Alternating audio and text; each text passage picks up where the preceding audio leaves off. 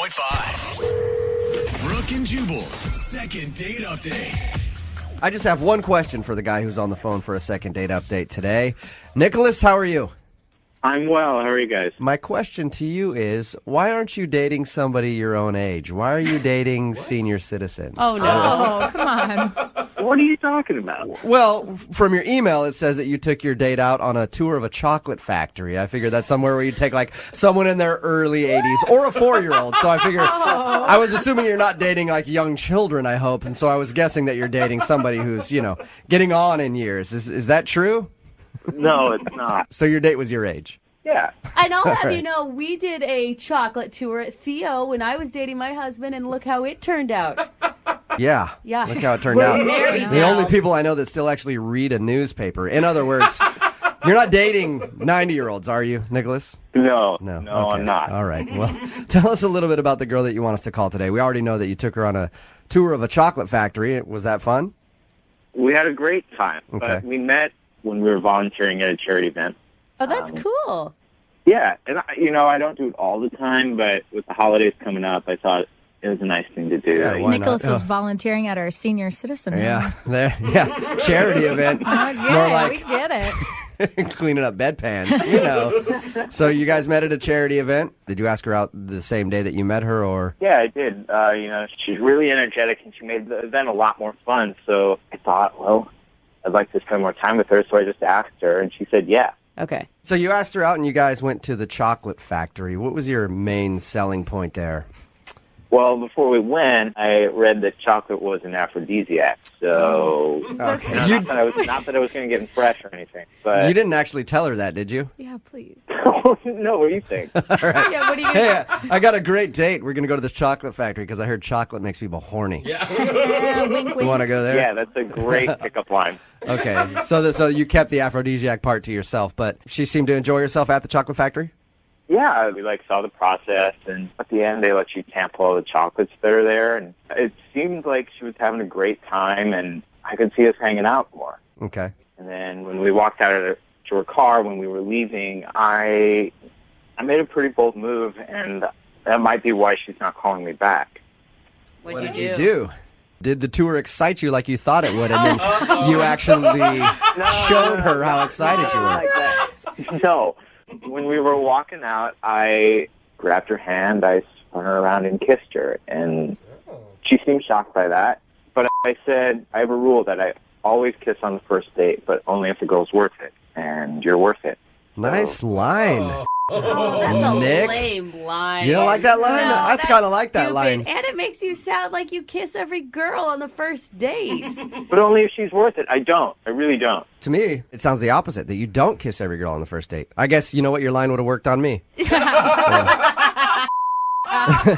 not really my target audience. Man. Hey, well, maybe you're dating the wrong kind of people. So you spun her around, you kissed her, and you gave her that line, and did she react in a positive way? 92.5. Brooke and Jubal's second date update. I just have one question for the guy who's on the phone for a second date update today. Nicholas, how are you? I'm well. How are you guys? My question to you is, why aren't you dating somebody your own age? Why are you dating senior citizens? Oh, no. Oh, come on. What are you talking about? Well, from your email, it says that you took your date out on a tour of a chocolate factory. I figured that's somewhere where you take, like, someone in their early 80s or a 4-year-old. So I figured, I was assuming you're not dating, like, young children, I hope. And so I was guessing that you're dating somebody who's, getting on in years. Is that true? No, it's not. So your date was your age? Yeah. And I'll have you know, we did a chocolate tour at Theo when I was dating my husband, and look how it turned out. Yeah. Yeah. Look how it turned out. Married The now. only people I know that still actually read a newspaper. In other words, you're not dating 90-year-olds, are you, Nicholas? No, Okay. I'm not. All right. Well, tell us a little bit about the girl that you want us to call today. We already know that you took her on a tour of a chocolate factory. Was that fun? We had a great time. Okay. But we met when we were volunteering at a charity event. Oh, that's cool. Yeah, and I don't do it all the time, but with the holidays coming up, I thought it was a nice thing to do. Yeah, why Nicholas not? was volunteering at our senior citizen. Yeah.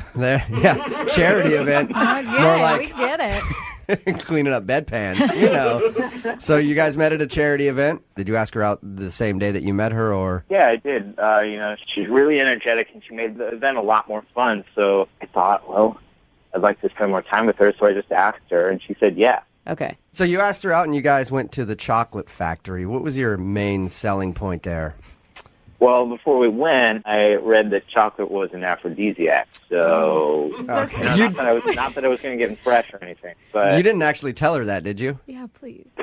no, what do you think? All right. Yeah, what are you Hey, I got a great date. We're going to go to this chocolate factory because I heard chocolate makes people horny. Yeah, wink, wink. You want to go there? Yeah, that's a great pickup line. Okay. So you kept the aphrodisiac part to yourself, but she seemed to enjoy herself at the chocolate factory?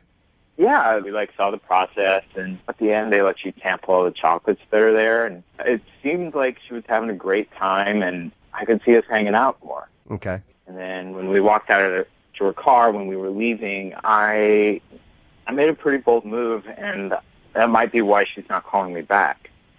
What did you do? Did the tour excite you like you thought it would, and then you actually showed her how excited you were? Like that. No. When we were walking out, I grabbed her hand, I spun her around and kissed her, and she seemed shocked by that. But I said, I have a rule that I always kiss on the first date, but only if the girl's worth it, and you're worth it. Nice line. Oh, that's a Nick? lame line. You don't like that line? No, I that's kind of like that stupid. line. And it makes you sound like you kiss every girl on the first date. But only if she's worth it. I don't. I really don't. To me, it sounds the opposite, that you don't kiss every girl on the first date. I guess you know what, your line would have worked on me. You're not really my target audience. Hey, well, maybe you're dating the wrong kind of people. So you spun her around, you kissed her, and you gave her that line. And did she react in a positive way, or did she seem annoyed by that? Well, I asked her if we could hang out again, and she said yeah. Okay. She seemed really excited by it. So. What kind of kiss was this? Was this like a peck type of kiss, or was this full on, like, lasting a couple seconds? It was a big romantic kiss. It was like a movie kiss. I wanted her to remember it so I could get a second date out of it. Okay, and she agreed to hang out again. How long has it been since you heard from her then? Well, I've texted her and I've emailed her, but it's been 3 days. You said you may think that you maybe went too far with the kiss. Did she act like flustered, giggly? What was her attitude afterwards? But she was giggly. She was blushing a little bit, but it didn't seem, that didn't seem not normal. Yeah, I think she didn't like it. She wouldn't have told you that you guys would be going out again. She probably would have called the cops on you right then and there for harassing her. So she obviously wasn't that thrown off by your kiss. What do you think it is then? Why do you think she doesn't want to call you back? Maybe she didn't like the chocolates. I don't know.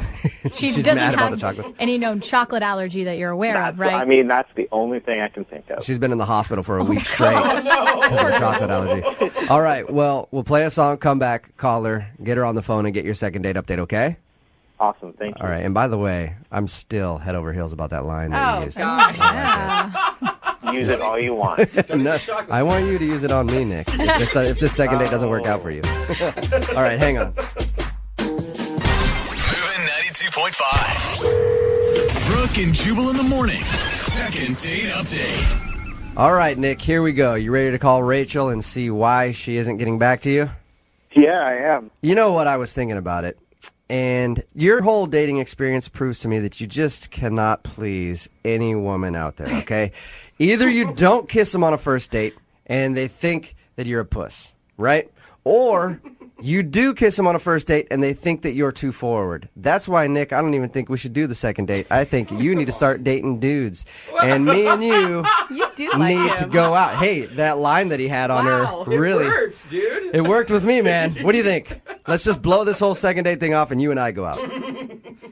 Yeah, I'm not feeling it, man. All right, well. Strange. Now I'm let down.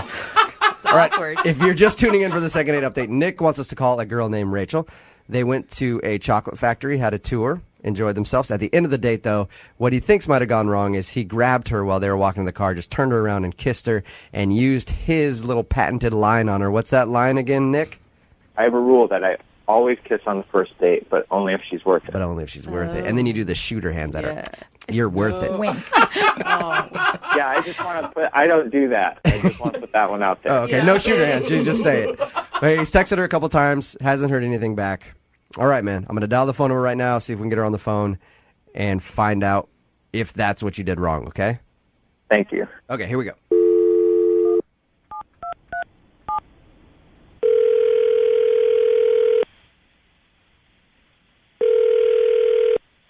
Hello. Hi, can I speak to Rachel, please? Yeah, this is she. Hey, Rachel, how are you? This is Jubal from Brooke and Jubal in the Morning. How you doing? Fine. How are you? I'm good. Thank you for asking. I'm calling because you recently went out on a date with a listener of ours, and he liked you a lot, but you haven't been returning any of his text messages or phone calls. So he emailed and asked if we could call you and find out if something went wrong on your date. Okay. His name is Nicholas. Yeah, I know Nicholas. You know Nicholas, okay. Well, we talked to Nick about your date. He told us that you went to the chocolate factory and all that good stuff. And he also says that he's been trying to get a hold of you, but you're not responding to anything. Is there a reason why, or are you just busy? Listen, I'm at work, and I want to be really nice about this, so let me just say this. Nicholas seems like a really, really nice guy, and actually the chocolate factory was a really lovely thing to do. But all throughout the time that we were there, he just kept saying stuff like, oh, my ex-wife would never do this, and she would never enjoy it the way you've enjoyed it today, and that kind of thing. And He talked about his ex-wife the whole time? No. yeah, pretty much. Like every other thing that we did, he was like, oh, she would never have tried this. You're so much cooler That is than her. so Oh my annoying. gosh, that is Rachel, such a bad move. I know you're at work. Thank you very much for, Yeah, no, talking to us. listen, he's not a bad guy. It was Yeah. just kind of weird and creepy that he kept bringing her up. I had an ex-girlfriend like that, and one time we were at the drive-thru at Taco Bell, and she's like, this Taco Bell reminds me of Greg. And I was like, what? So I understand exactly how annoying that could be, especially on a first date, Rachel. Okay, so when I talk to him again, you want me to let him know that, hey, maybe don't talk about your ex-wife so much on a first date? Yeah, and then here's the other thing. And again, super nice guy, but I got home, like he dropped me off. It was very sweet. And within like minutes, there was an email that he sent me saying, oh my God, I had such a wonderful time, which is fine. But then he started to list like all these different things that he had already looked up that he wanted us to try and do together. Oh, so he was already planning the second date. He planned out the next 6 months and just went totally overboard with what he sent me in the email. So he talked about his ex-wife the whole time, and then he was a little too fast on just like, hey, man, we can do this and this and this and this. All things that my ex-wife didn't want to do. We can do all that. That's what he was like? Basically, yeah. And again, I don't want him to feel like I'm trying to slight him or snub him. I just think that he needs to pull it back a little bit, not seem quite so eager. It turned me off. Rachel, nice guy, just don't want to go out with him again. Thank you, Rachel. Appreciate you being honest with us. Yeah. And thank you for being honest with him, too, because he's actually on the other line and heard everything that you just said. Are you serious? Yeah, he is serious. Yes. Moving 92.5. Brooke and Jubal in the mornings. Second date update. Mini golfing is always a good idea on a first date. I agree with that. Unless, of course, you get hammered and then get very upset when you miss a shot and then go on a profanity-laced tirade in front of a bunch of kids and then threaten to beat up the staff. Has that happened to you? Because that sounds really vivid. No, it hasn't happened to me, but I'm hoping it's happened to Todd, who's on the phone today, and that's what he did. He went mini golfing and then tried to beat everybody up. Is that right, Todd? I don't know about beat everybody up, but I did go mini golfing. Oh. Okay. Did you get angry at all during the entire 18 holes? How many do you play in mini golf? I don't know. Is it 18? Well, we played both courses, so we played 18 holes, yeah. Wow. Okay. You're a mini golf madman. Oh, yeah. That's my jam right there is mini golf. I mean, it's like the perfect entertainment, perfect first date, all that. Yeah. Okay. All right, and so you decided to take the girl that you want to call today mini golfing. How did it go? I mean, I think it went all right. We were, laughing around, joking around, having a good time. To me, I like taking all my dates mini golfing just because, it's what I do. I actually, I went pro mini golfing when I was, oh yeah. What? Yeah, I'm a professional mini golfer. Wait, They have a pro circuit? Yeah, there's a pro circuit. There's leagues. Really? I've toured all around the United States playing mini golf. Oh, man, what am I doing? Are you? Why am I here? I didn't know that, Todd. Can I have an apprenticeship underneath you? Can you teach me so that I can go on tour Wait, mini you want golfing? Yeah, you could be his caddy.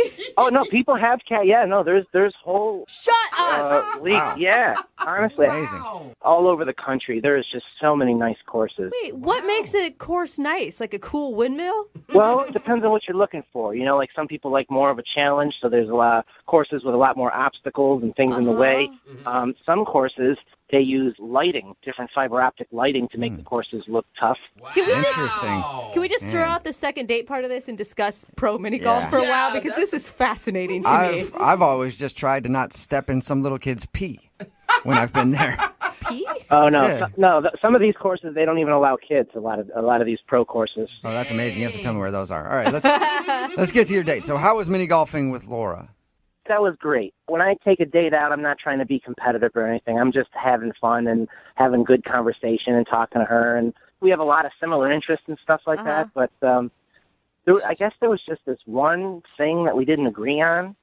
95% of the conversation was fantastic. And I don't know if it's just this one little thing or what's going on, but You didn't get into like politics or religion or something like that, did you? nope, no politics, no religion, nothing like that. It was actually, we were talking about the lottery, and we were saying, like, what would you do if you won, like, $20 million? Okay. Yeah, Right? fun convo. Yeah, how could you get in an argument about that? Well, she goes, I would donate it to charity.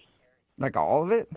Yeah. Are you sure you want? Why you want to call this girl? She's obviously got bad judgment. I think that's really noble. Why would that be a bad choice? Save a few mil for yourself. Why are you even playing the lotto if you're just going to give it away?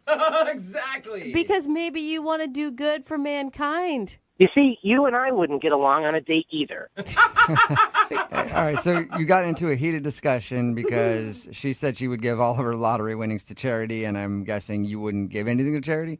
I would blow it on cars and going out and buying nice houses and I will right. say, doing fun things. I can actually see why that would be a reason not to call you back. Because it does, I mean, it says a lot about what type of person you are, what you would do with that type of money, right? You sound a little materialistic and selfish with that answer.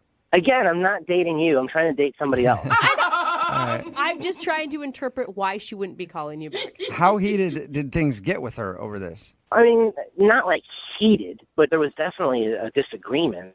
And, you know, but luckily that was on like the 17th hole anyway. It wasn't like the whole date was really shot anyway, but the majority of the date was great. And I'm just not getting a call back, and I don't know. How did the date end? You know, I walked her back to her car and gave her a hug or whatever, and that was it. Well, I mean, I feel like a date is sometimes like a good movie. You remember the beginning and the end. The middle doesn't really matter that much. It's just the part to get you to the end. And if you end really well, it says everything. It's all she remembered. I mean, I guess. I don't know. But if you like the whole... if you're entertained throughout the whole movie, you're going to go see the sequel. No, not if the end sucks. You would never get along, you two. Yeah, I know, you guys definitely would not be dating.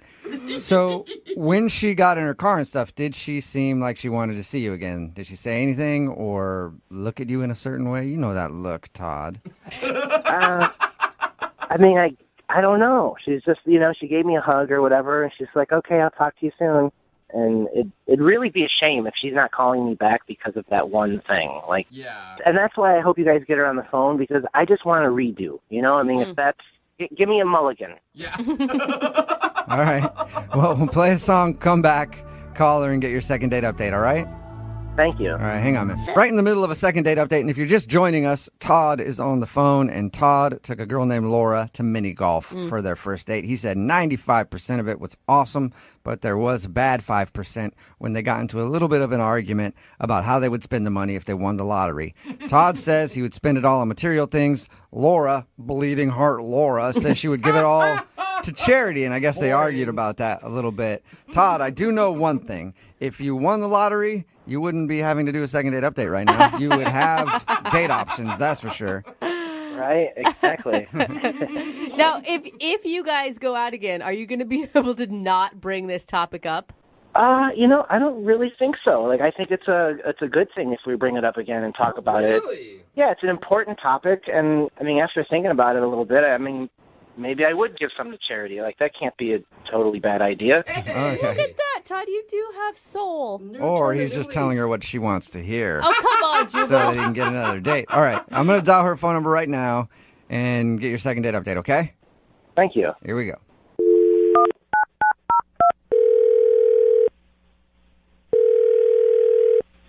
Hello? Hi, can I speak to Laura, please? Yeah, this is her.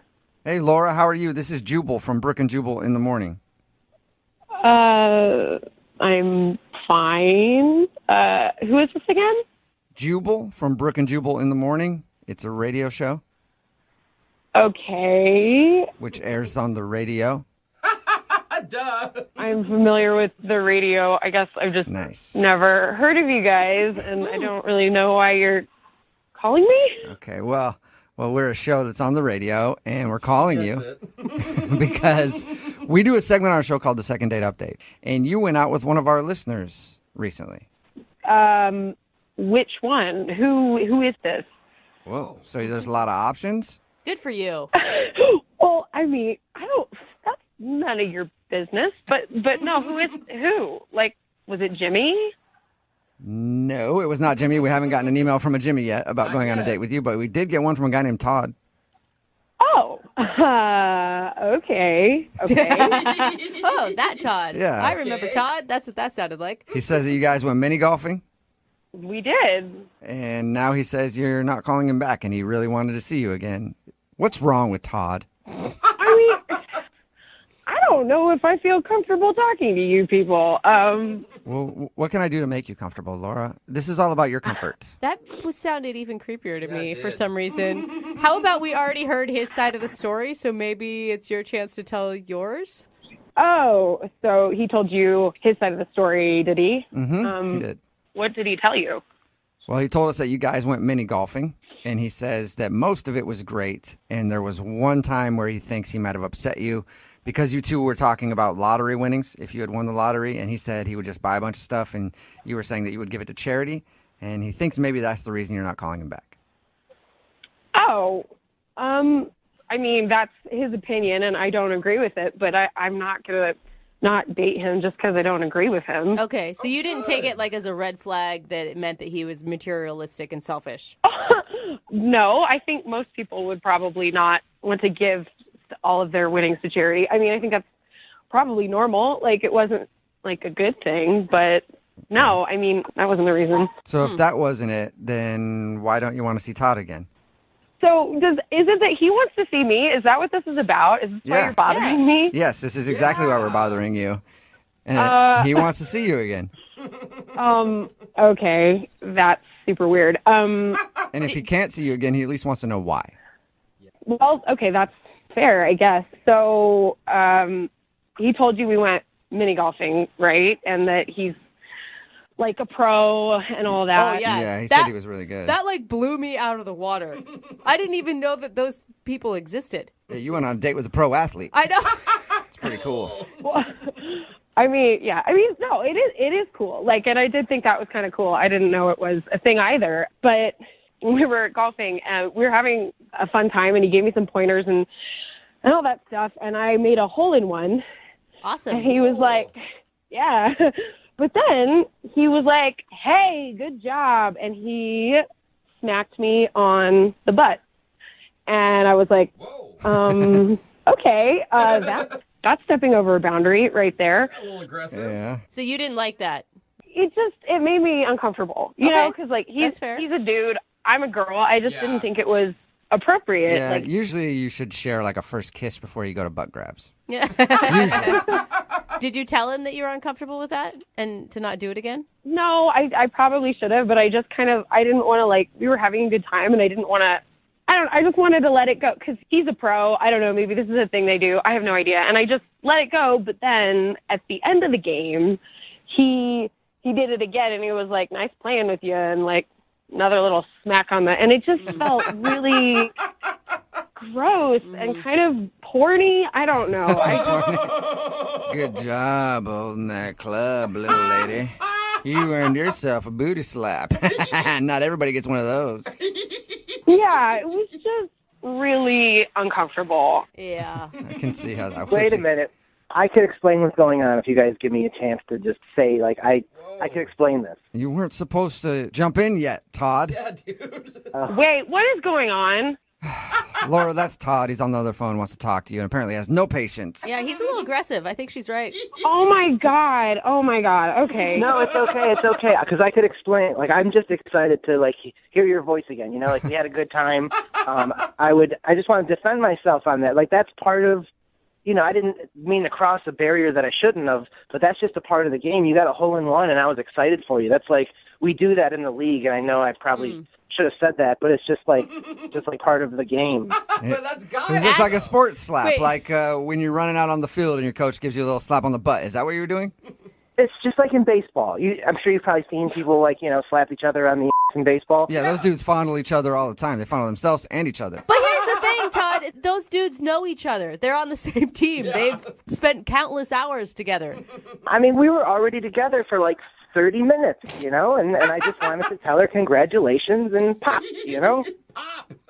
No, okay. I'm not a guy. Okay, 30 minutes is not enough time for you to be able to touch my butt. That's just not okay. And I'm not in the league with you. And girls don't understand why dude athletes do that anyway. Like, you don't see lady athletes smacking each other on the butt. I don't know. I slap my girlfriends every once in a while. Like, hey, good game, ladies. Really? I don't know. Why not? Dang, Brooke. That's really weird, and that's something you do. It's out there. All right, so For all doing sexes. you're not doing a whole lot of butt slapping then, Laura. No, I'm not. And this is a date, Todd. Like, it's just, you crossed a boundary, and I got you. I don't want to make you feel uncomfortable. You know, I wasn't trying to do that by any means.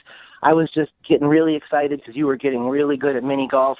We were having fun. We were laughing. Maybe I just misinterpreted the situation, but, you know, I would just like to get a mulligan here and go out on another date and, you know, try again and be respectful. Maybe we'll go out to dinner this time or something. And after you finish your food, he can give you a nice pat on the butt and be like, good job. Laura, would you like to go out on a second date with Todd? We will pay for it. I mean... I think his butt slap was an innocent thing. I really do. Yeah. And I feel like now he understands your boundaries. So maybe before he didn't get your boundaries. I don't know. But I tell you what, the next time we get together, I'll let you smack me on my butt twice just to get even. Just so that way, Dude, we're Laura. starting off again on an even playing field. Laura, you get a free date and you get 2 free butt slaps on him. I have a feeling she doesn't want those. I don't want to be smacked, and I don't want to smack anybody. No butt smacks on dates. Like, just no. I think that's a fair rule, Todd. I can adhere to that, all right? I got you. Butt slaps are off limits, and that's fine with me. I'm all good with that. All right, Laura, so what do you say? Butt slaps off limits, is the second date on? Will you go out with him again? Well, obviously, Todd, you went through all this trouble to do this, and the second date wouldn't hurt. I had a good time other than the butt slaps. So why not? Why not? Yeah. Yes, all right, you got a second date, Todd. Congratulations. Woohoo! I just stood up and smacked my own butt. Yeah, congratulations. I'm smacking it for you over the radio, too. Good job. Brooke and Jubal in the morning. Text in at 78592 says, note to self, if I want to smack my date on the butt, just take them to do something sporting. Talking about today's second date update. If you missed it, Todd wanted to call Laura. She wasn't calling back after their date mini golfing. We got her on the phone and found out the reason why, and it's because Todd is actually a professional mini golfer. I didn't even know that existed. Yeah. But during their game, she would do something good, and he'd like smack her on the butt. Kind of like a sports slap. You know how you do that? Yeah. And she was kind of weirded out by it, and why is this dude smacking me on the butt? So she wasn't calling him back because she thought he was a little handsy. He told her that he was just like innocently like, hey, good game or whatever. Yeah. And they did decide to go out again, just no butt slaps anymore. I think it was good on everybody's. I mean, we talked it out. Yeah, they worked it out. Yeah. And now they're going on a second date. Remember, if you want to do a second date update, all you have to do is email the show, and we will call the person that didn't call you back. Welcome back to the timeless love story, Rompless in Seattle. I love this movie. Starring Tom Hanks and Meg Ryan, Oh. 2 star-crossed lovers. Sorry, this doesn't sound right. It doesn't. Why? I Can you like just stop the it. music? Can you stop it? What? Sorry. What's going I messed up. It just didn't feel good. Let me try it again, okay? Okay. Welcome back, kittens, What? Whoa. to Rompless in Seattle. Hey. Starring Tom Wanks Oh, Tom Waits. and Meg Ryder. Oh. Hey, all right. This If you're is under 18, tune away Yeah. right now. This is the story that everybody wanted to hear. Oh, okay, you know what? Cut the music again. Oh, It's not I like working. that one too. It's not working. I'm just gonna recap normal, okay? Okay. I can't. People were really into that one. Well, I liked it. Okay, Yeah. maybe we'll do an X-rated version of the show later. But Okay. if you're just tuning in, one of our listeners, Jen, showed up 20 minutes late to her date with a guy named Tim. Shortly after that, she found out he was a mechanic and asked him to take a look at her car, which was apparently having issues. And Tim, being a nice guy, actually did. And she's worried it may have killed the vibe of the date. Yeah. Because now he's ghosting her. Right. And not in the Patrick Swayze, Demi Moore kind of way. The hot way. No, just the normal sad way. So she needs our help. Jen, did we miss anything with your date there? No, he's just like, he's a really nice guy, and I want to date him. So wait, Aw, that's sweet. It is cute. sweet. I don't know that we asked. Have you tried to contact him? Like text? Or... Yeah, I've reached out, and he hasn't really responded. Did you, when you texted him, was it all about your car, or were you asking him to see you again? I might have mentioned it, but I didn't ask him to do anything, I guess. Okay. Okay. Me and my car miss you. Yeah. Well, let's just give Tim a call, and we'll not talk about car stuff. We're just going to focus on getting you another date. You ready to do this? Yes. Okay, here we go.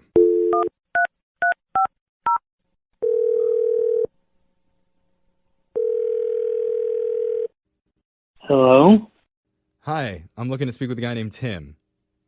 this is Tim. Are you Are you asleep? You Tim? okay? Are you a small mouse? How come there's several people on this call? What is this? Oh, We're a morning radio show. It's called Brooke and Jeffrey in the Morning. How you doing? Okay. Is this a bad time? No, what's going on? What's up? Well, we're doing a segment on our show called A Second Date. That's where if you go out with someone and afterwards, if they're not calling you back, you can reach out to our show and we'll call that person for you to try and figure out the reason why. Okay. Okay? And so you recently went out with a woman who had a great time with you, and now she's hoping to get back in touch, but she's been having trouble reaching you. Her name's Jen. Yes, Jen. Yeah. I do know Jen. Yeah, That's good. Jen realizes that she probably didn't give like the best first impression on the date. Yeah. Or second impression or third impression. Right. Yeah. Yeah. That's a very true statement right there. Yeah. Okay. She feels bad. Yeah. She told us about how everything played out, that she showed up late and that she asked you to go look at her car, and she's remorseful about how that played out, but she's hoping that you'll give her another shot. I don't know. I don't know. She really liked you, Tim, and she realizes that it may have come off as like she was trying to use you for free car mechanic labor, but that isn't the case. Yeah. I don't know if I would totally agree. Uh-oh. Why do you say that? I don't know. I don't know if it's just like the date was going pretty good for a while. You know, it seemed like we had things in common. Like we were talking about books and, video games and stuff. But like as soon as I mentioned the fact I'm a mechanic, it was like the conversation just flipped instantly. And like that was all what the conversation was about. It was about her and her car. Oh, geez. I mean, I can see how that would be a frustrating thing, but it sounds like, from what she told us, there's a lot of problems with her car. So maybe it was just a top-of-mind situation. Yeah, can you blame her? Well, it was just weird. I mean, like, sure, I'll look at your car. And it was like dinner almost ended like instantly as soon as I said that. It felt like it ended way too early. She's like, do you have cash? Really? You could just pay for this right now. We didn't even like wait for her to get money back. It was almost like abrupt ending to the dinner. It was so fast. So she threw her cash on the table and ran out and was like, "This is it. You can fix it. The check engine light's been on." Yeah. I mean, it felt like that. It wasn't as drastic as like actually running out of there, but like, you know, as soon as we got to her car, like the moment we walked up, I was like, I knew I had made a mistake, and it was like the thing was totaled. Like I didn't know what to do. I told her it shouldn't even be on the road. What? Whoa! What do you? Yeah, what do you mean totaled? Like the wheel was kind of wobbly, and like the tail lights had been smashed in. It was like she had been in a pretty serious wreck. And she was trying to tell me how one of her friends said, it's probably just something that can get done with a few repairs. But I'm like, I'm pretty much an expert on this stuff. I've been doing this for a while. I'm like, that's a totaled car. Like your car is done. You can't throw around with a neck brace on. Yeah. Not what you want to hear. The bumper is just gone. And I was just trying to be honest with her when I said that I couldn't help. And this is like, things just started getting weird then, because then her voice started raising and she was like trying to tell me that I didn't know what I was talking about, and how like her friend was saying that it was totally repairable. And it was just like, whoa, take a chill pill here. I'm just trying to be a nice guy. Yeah. Give you my professional advice. Well, do you think, I mean, maybe it wasn't that she was reacting to you. It was just like really shocking for her to hear that, maybe? Yeah, I feel like as a mechanic, you must hear stuff like that all the time whenever you give people bad news about their car. Well, totally. I mean, we do, but that wasn't even the end of it. Like, on top of that, she was insistent on borrowing my car. What? I'm like, are you serious right now? Wait, hold up. For where? Yeah, what did she say? She didn't even, she's like, hey, you got to at least let me borrow your car so I can get around for a bit. What? That night right there, she wanted to borrow your car? Yeah. This girl is genius. Genius. Wait, was she joking? I mean, that had to have been a joke that maybe you just didn't read right. No, I mean, it wasn't a joke at all. She said to me, you're a mechanic. You have access to lots of cars. You can just drive one of those for a few days. Oh my gosh. Did you, I feel bad asking, but did you let her? No, I did not, but I did get her a tow truck because I am a nice guy and I had AAA. So I was like, the least I can do is not let this girl drive in this thing again because this thing is like messed up. Wow. So wait, What? Took her car away from her? Well, it wasn't good to drive, Alexa. Yeah. It was falling apart. It was in danger on the road. Sounds like he doesn't know what he's doing. Yeah. Okay. Well, All right, Alexa. Tim, when we spoke to Jen, she never told us the back end of that story. She just said that you looked at her car. Yeah. Yeah, I mean, that's the truth of it. I mean, Oh boy. That is so crazy. What is she, like, does she really want to date with you then? Now I'm even questioning her motives. Well, maybe we should ask her because I need to tell you, Tim, that Jem's been on the other line listening and she wants to talk to you. Hi, are you kidding Tim. me? Like, that's, hi, Jen. Look, I guess I'm sorry that you felt used, but like, I don't even understand what you're so upset about. Whoa. I was just asking for help. You weren't just asking for help. I mean, you were basically, it felt like you were demanding to use my car and like instructing me on how to do my own job. Like, you just said, like, I'm in this undrivable car, and you're, like, an expert, Yeah. and I have you in front of me, and I'm not going to ask you, like, hey, can you look at this? Like, and then, yeah, I asked to borrow your car because it's, like, 10:30 at night. What do you want me to do, like, walk around at night by myself? You just told me that I shouldn't be behind the wheel of this car. Yeah, I could have gave you a ride home instead of you borrowing my car. I just thought you had, like, options for other vehicles, and if you could help me out, why wouldn't you want, we just had, like, a great date. Well, Jen, when a plumber comes to your house to fix a broken pipe, they don't stay at the plumber's house while they fix it for you. Well, I wasn't dating a plumber, okay? I was on a date with a mechanic. No, that's not my point. And you're on a date. Like, he owes you nothing. You're Dates are like friends, and friends help you do things. You're not friends yet. You're not friends yet. It's one date. You don't get that. He doesn't. I feel like he did help. He No. paid for a tow truck. It's a very entitled thing to do, to assume that this guy should loan you his car. Yeah. I just thought he seemed really nice and helpful. I don't understand what the big deal is. I was going to say we could just keep dating, but I don't even know if I want to anymore. Oh, wow. I don't know that option was on the table. Yeah. Really, Tim? It sounds like you overstepped, Jen. Maybe as long as you stop texting me about your car issues, I don't need to update, Oh, you're still doing that? I told him it was still not going great. He's assuming I actually wanted to know the update. I thought you were a nice guy, and you're acting like such a jerk right now. Like, all I needed was some help. Like, you're making it such a huge thing that, like, oh, you're a mechanic, and I asked you for advice. Like, She has a point. Well, sorry to say, if I'm such a big jerk, I guess you don't need to reach out to me anymore. Yeah, I mean, you're not wrong. I mean, You're Tim, not wrong. you have to ask yourself, am I car shaming her right now? I mean, I think she did a good job of car shaming herself. Yeah. Okay. Well, wow. I mean, the conversation isn't going great right now, but I still Yeah. need to ask, Tim, would you like to go out on a second date with Jen we will pay for it. I'm going to have to say no, thank you. Shocking. Oh, man, I felt that Shocking. chemistry. I know. And Okay. how would Jen get there anyway? She doesn't have a Yeah, car. that's a good point. Uber. How about this, Tim? Would you be willing to give Jen a friends and family discount on fixing her car? I mean, if her car was actually fixable, then yes. But the thing it's a piece of junk. It's fine. I'll take it to a real expert. It's totaled. Everyone's going to tell you that. Sounds like your friend is one, so just take it right on to your friend. We've heard about hundreds of dates on this show, and I can tell you, based on everything that we've learned, the single sexiest thing a woman can do on a date Okay. is be prompt. What? I thought right. you were going to say, like, be yourself, be confident. No, show up on time. Oh. You can't spell prompt without romp. That's not an accident. They did that on purpose.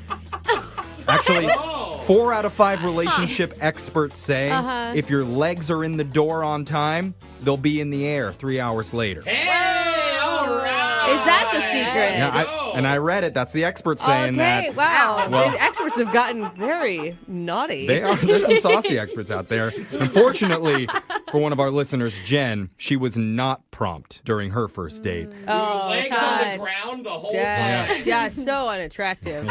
So, of course, she went rompless, and now she needs our help. So, Jen, how you doing today? Hi, I'm okay. How are you? I'm doing all right. Tell us about the guy that you were not prompt for. What was his name? His name is Tim. I met him online. Okay. He's really cute. Oh, that's good. That's good. I mean, how late were you to this date? I wasn't that late, like 20 minutes. I don't know. Okay. Well, That's late enough to be like if you give a heads up, did you give him a heads up? Well, that's kind of a funny thing. So I was driving there, and he texted me and said, I'm here, and I'm running really late. And I, like in my head, I responded to him, and I texted him back. In your I head. guess I didn't do it with my phone. And I got there, and he was walking out of the restaurant. It's not a good look. I said, where are you going? And he was like, I thought you stood me up. And I said, but I texted you. And he showed me his phone, and he's like, no, you didn't. Oh, my God. That is embarrassing. Dude, I understand that, though. I do that all the time where I respond to people and then I didn't actually type it out. Or worse, you type it out and then you don't hit send. Right, either way. And, like, you're frantic because you're late. So you're like, I don't have time to respond to this. It's like in your Exactly. folder. Oh. What did Tim say when that happened? I mean, he was cool about it. He said, yeah, okay. And so we still went in and had dinner together. That's really nice. That's got to be a pretty good guy if he's willing to look past that. Was he able to reset his attitude, though? Because I assume if you're walking out of a restaurant thinking that you're stood up, you're in pretty bad mood. Yeah. No, he was super nice. We had a great conversation. I mean, the one other thing that was kind of weird, I guess, was I didn't know that he's a mechanic. I learned that through the course of conversation. So I have been having some issues with my car. Oh. And I asked if he could just take a look at it for me. Oh, wow. You don't ask someone to do their job on the date. That's like asking a comedian to tell you a joke. I mean, I can't blame you, though. Take the help. Oh, You okay. get it. I mean, But wait. But you're already 20 minutes late to the date. You show up, you find out that he's a mechanic, and then you're like, hey, by the way, while we're here. Will you check the dipstick? Yeah, go check under the hood. Yeah, I guess I think it was a big deal. And he was nice about it. And he did. And we walked down the street. And we looked at my car. Wow, he's really nice. He's really nice. Or maybe he really wanted to. So there is a chance that he wanted to show off what he knows. He could see it as his opportunity to be like, oh, cool, I can help her. Man. Totally. This. Yeah, you guys sure know how men think. I don't know. I'm just trying to be positive here. Was he the one that suggested to walk to your car and look at it? I mean, he agreed to. Oh, he agreed to. Yeah, okay, that's different. Yeah. He told me there was a lot of stuff wrong with my car, which I guess I should have known. And then I asked if I could bring it by his shop. Oh, no. Oh, wow. Now this is a business transaction. Totally. It's not a date anymore. You're It doesn't taking. feel like it. She's taking all the romp out of prompt. You're She right. There's no is. sexy in that. Oh, no. Okay, so Now it's just port. Yeah. Okay, it's just a different. so he looked at your car and then and told you there's a lot of problems and that you need to bring it in. How did this night end?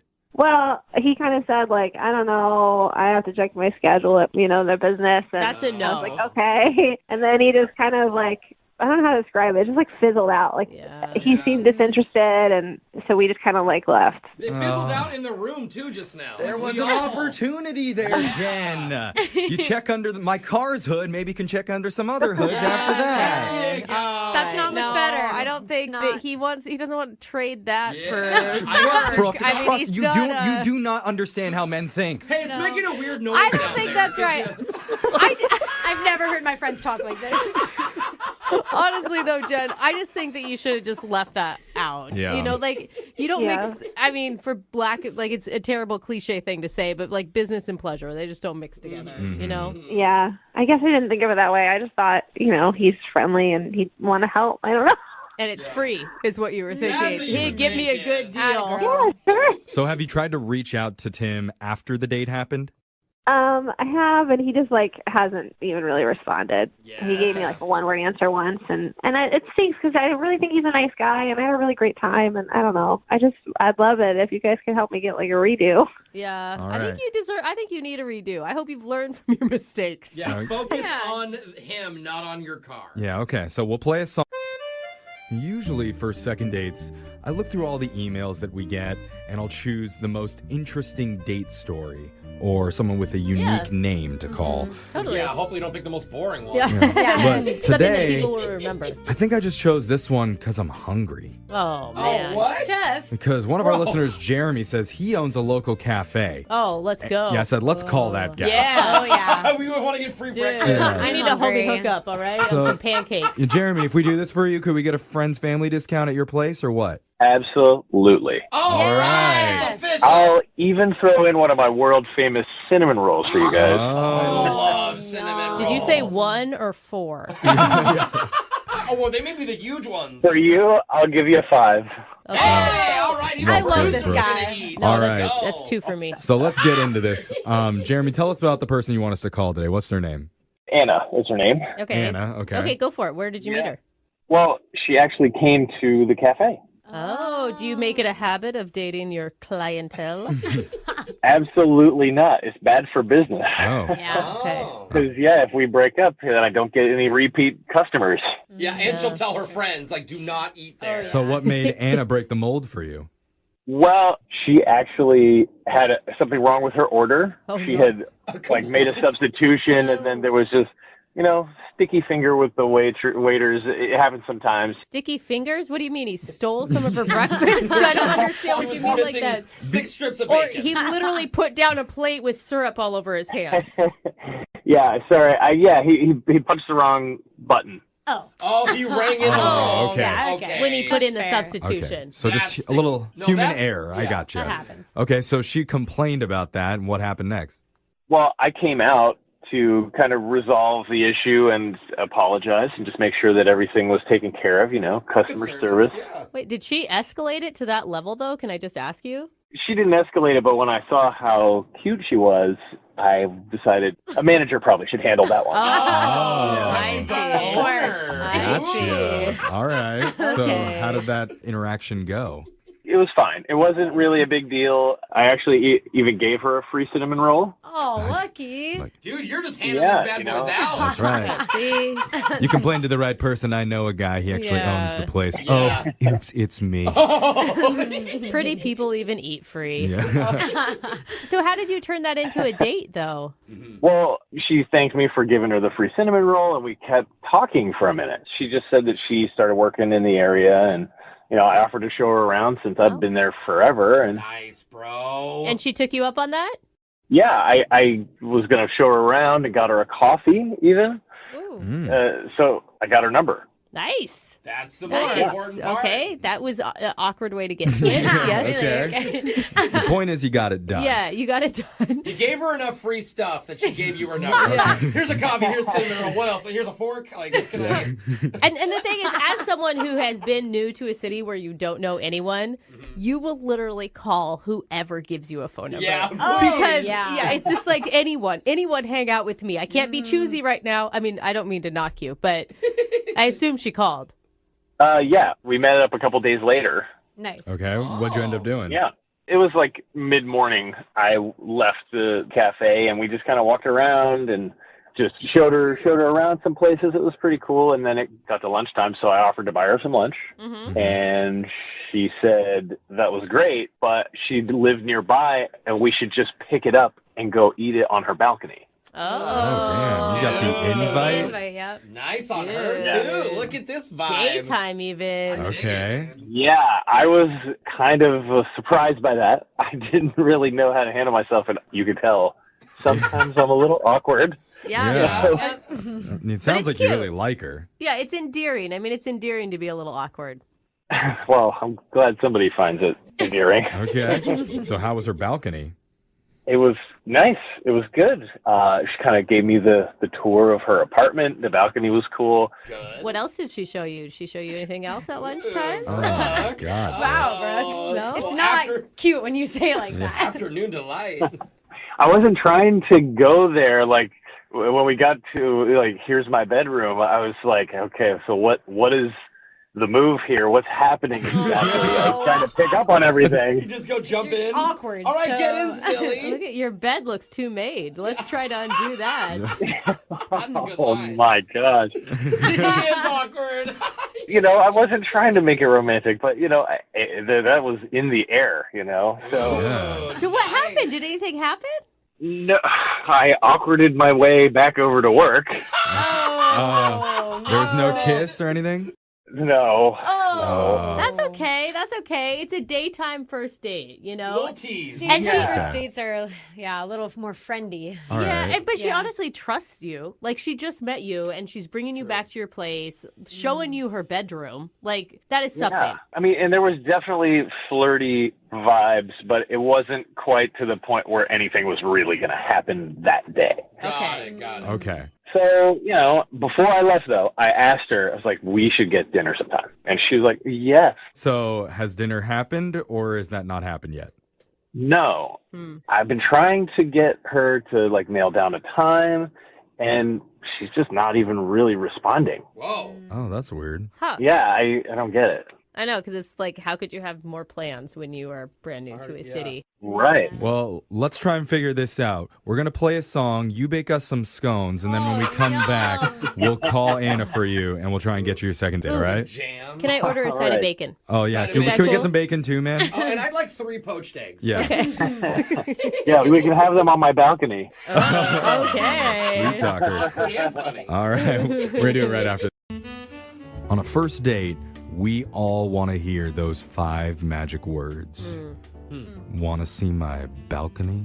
Well, sir, how big is it? Maybe take a peek in the basement afterwards. Hey, nice. Whose basement? Let's go. I don't. We'll look at all the basements. Just hold your breath in the basement. All right. That's what Jeremy's date Anna said to him. Not the basement stuff, the balcony. Okay. Yeah. After they had a nice date walking around the city. He says nothing overly romantic happened back at her place because he had to get back to work, but he did feel like there was chemistry. And now, ever since, she's been blowing him off. And this is a very important call to all of us. Not only because we care deeply about Jeremy's love life, but also because if we get him a date, he promised to send us free food from the cafe he owns. We're so hungry. So guys, A game here. Yes. Don't screw it up like we did the last 7 calls. He sells cinnamon rolls. I understand what's on the line, Jeffrey. Okay. Did we sum it up there pretty good, Jer? Yeah, nailed it. All right. Okay. How are you feeling right now? I'm a little nervous, but, I'm really curious. I really want to know why. Let's do this. I'm ready to go. We're going to call Anna here, and we're going to try and get you your second date, get you back up to her balcony. You ready? I'm ready. All right, man. Here we go. I'm dialing her number right now.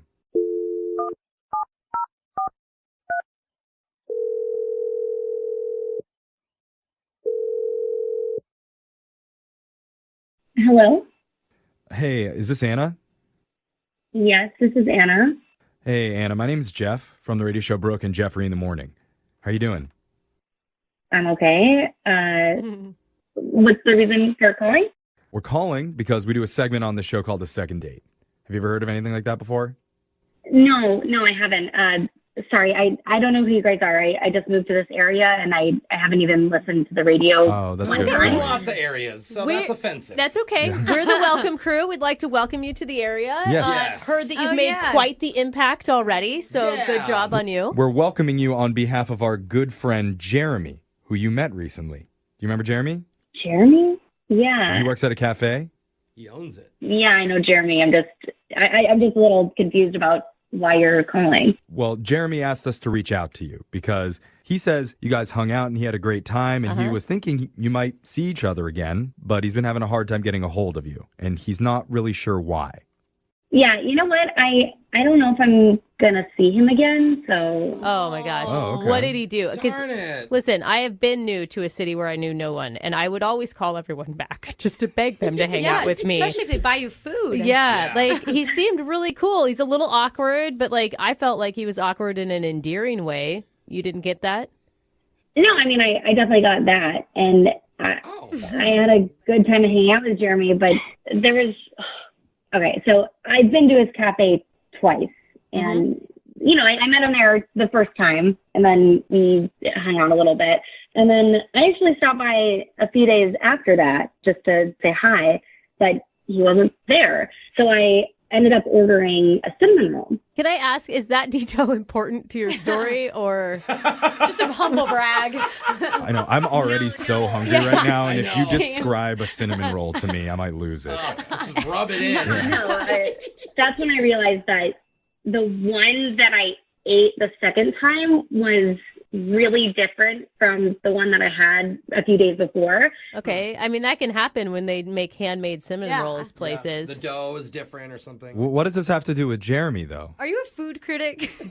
No, I'm not a food critic. I understand that question, but I have to give some background first because his cafe has been in his family for generations. Cool.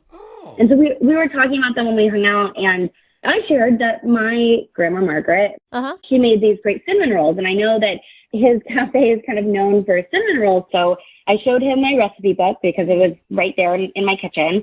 And when I went back a few days later, I realized that he was making my family cinnamon rolls.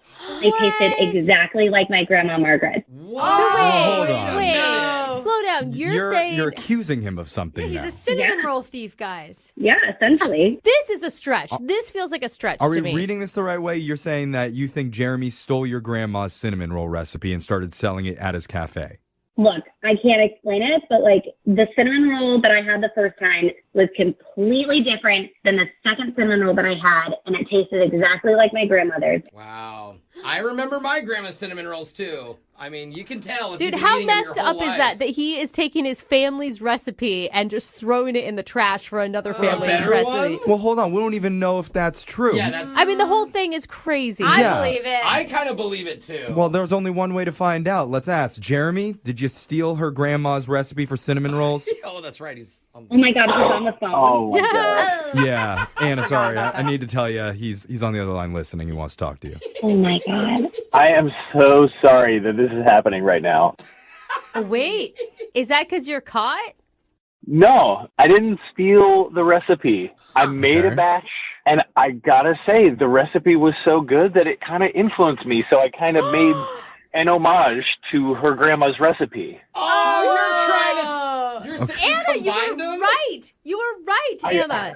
I blended a couple of the elements together, a little more nutmeg here. A pinch of salt was kind of an interesting choice, and it really brings out some Okay, flavor. you didn't steal from her. Anna inspired you. Or I guess Anna's grandma inspired you. Truly, it was an inspirational. No. Here's the thing. If it was on the up and up, you would have said something. You would have asked her. You would have told her, right, Anna? Yeah.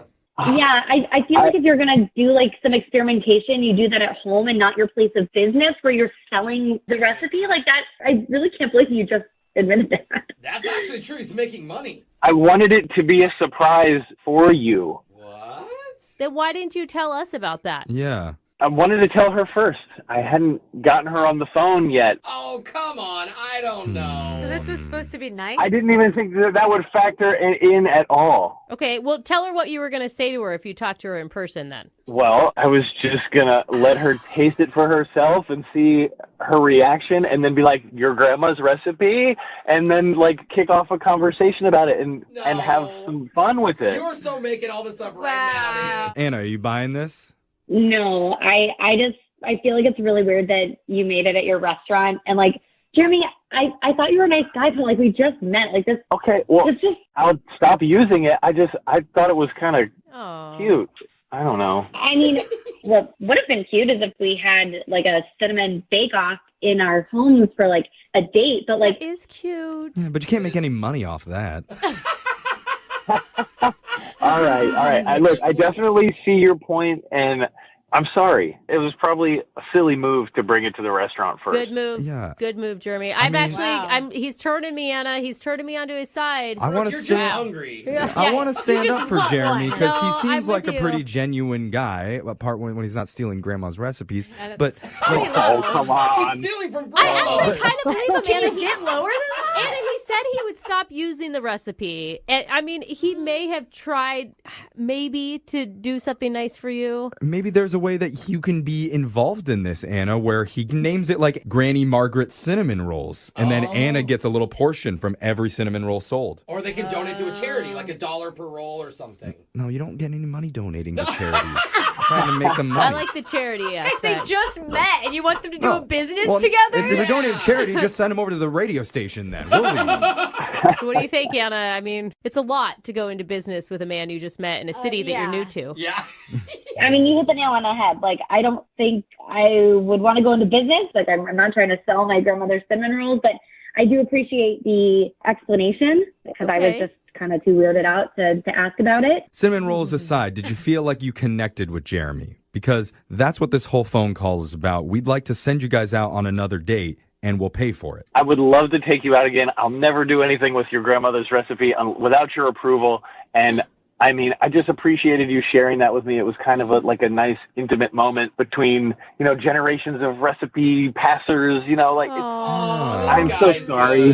He is. Come on, Anna. One more shot. If there's more red flags, you can dump them then. He's just another man that appreciates a nice toasty set of buns. And in that Amen. spirit, please, Anna, give him one more shot. Okay, yeah, I will. Oh, Yes. look at that. Thank you. We did it! We're getting free breakfast, everybody! Yeah. Breakfast! Dude, now we gotta try the cinnamon roll. Yeah, Jeremy, we'll take 20. You guys got to pick which kind you want, grandma's or mine. Oh! Little bit of both. Yeah, you said you weren't making grannies anymore. Uh-oh, busted, I guess.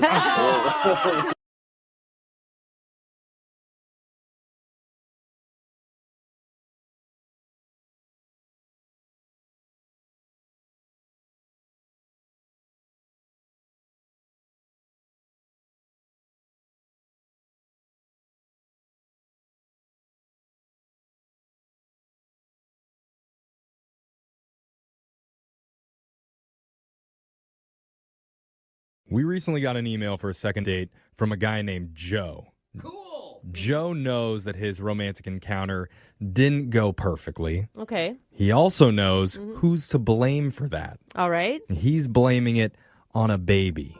What? That is not. I thought we would be self-aware here. Now, Can you Joe, blame anything on a baby? I get it, dude. I can't tell you how many emails we get from listeners whose dates have been brought down by a rogue baby. It's a rogue baby now. Like a Yeah. baby that just came out of nowhere. So many rogue babies out Wow. there trying to ruin love. So what's going on, Joe? You want to fight this baby or what?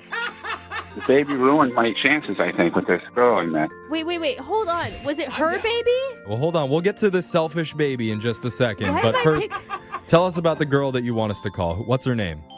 Her name is Tara. Okay, and how'd you meet her? It's kind of a funny story how we met, actually. It usually never is. So, She's right. I met her at a bowling alley. a bowling alley? Yeah. Okay, Jeff. Good one, yeah, man. Not fun. That Loved is it. some sarcastic humor right okay. there. Sarcastic laughter. All right. Sorry, go Sorry. ahead, man. I'm in a bowling league for a long time with my buddies, and we get together every week. Good fun, laughing and joking. Yeah. Mm-hmm. And my buddy, Murphy, we call him Murph. Of course, Murphy's in a bowling league. Yeah. Yeah, Murphy's all right. He was telling me a joke while I'm waiting for the ball to come back and the ball return. And all of a sudden, I was distracted for a minute. The ball came back really hard and smashed my fingers right up against the side of the return. Oh my God, I can feel that. I can picture Oh it too. my God. That's the I worst. just grabbed my own hand. Yeah. And my me too. pinky got bent a little. It just was starting to swell up. Wow. I can imagine. Yeah, your entire career of bowling flashing before your eyes. So where does Tara come into the picture? So I had to tell Murph and the guys that I couldn't bowl anymore, and I had to get some ice. All right. So there was a long line at the bar, and there was this lady in front of me, and I needed to get ice really bad, so I asked her if she wouldn't mind if I could get in front of her. Yeah. I mean, I think it's totally reasonable that you would cut to the front. Yeah, and she was just really cool. We were just talking for a while after I got my ice and getting to know each other. Yeah, you always got to reel them in with a little injury. Yeah. Yeah, women love a guy that's in pain a little bit. And then they're like, let me take care of you. That's right. I like what you did there, Joe. Very smooth. She seemed very nurturing. Yeah. Did you ask her out, or was this your guys' like date hangout? Well, I couldn't go back to bowling, and, Right. I was getting a little hungry, so I said, hey, Tara, why don't we grab a burger right here at the diner inside the bowling alley? Wow, Tara, look at that. We're both in a restaurant I together. can't hold the burger, so Yeah. maybe you could feed it to me. Because my hand is in so much pain. Lick my pinky? That would have been a great idea. I mean, I didn't even think of that. So what did you guys do? Just ate together? Yeah, we went into the diner. We sat at a booth, ate together, joking around with one another. It was going well, is what it sounds like. When did it go wrong? Well, this is where the baby comes in, right? Yeah, the baby. Rogue baby.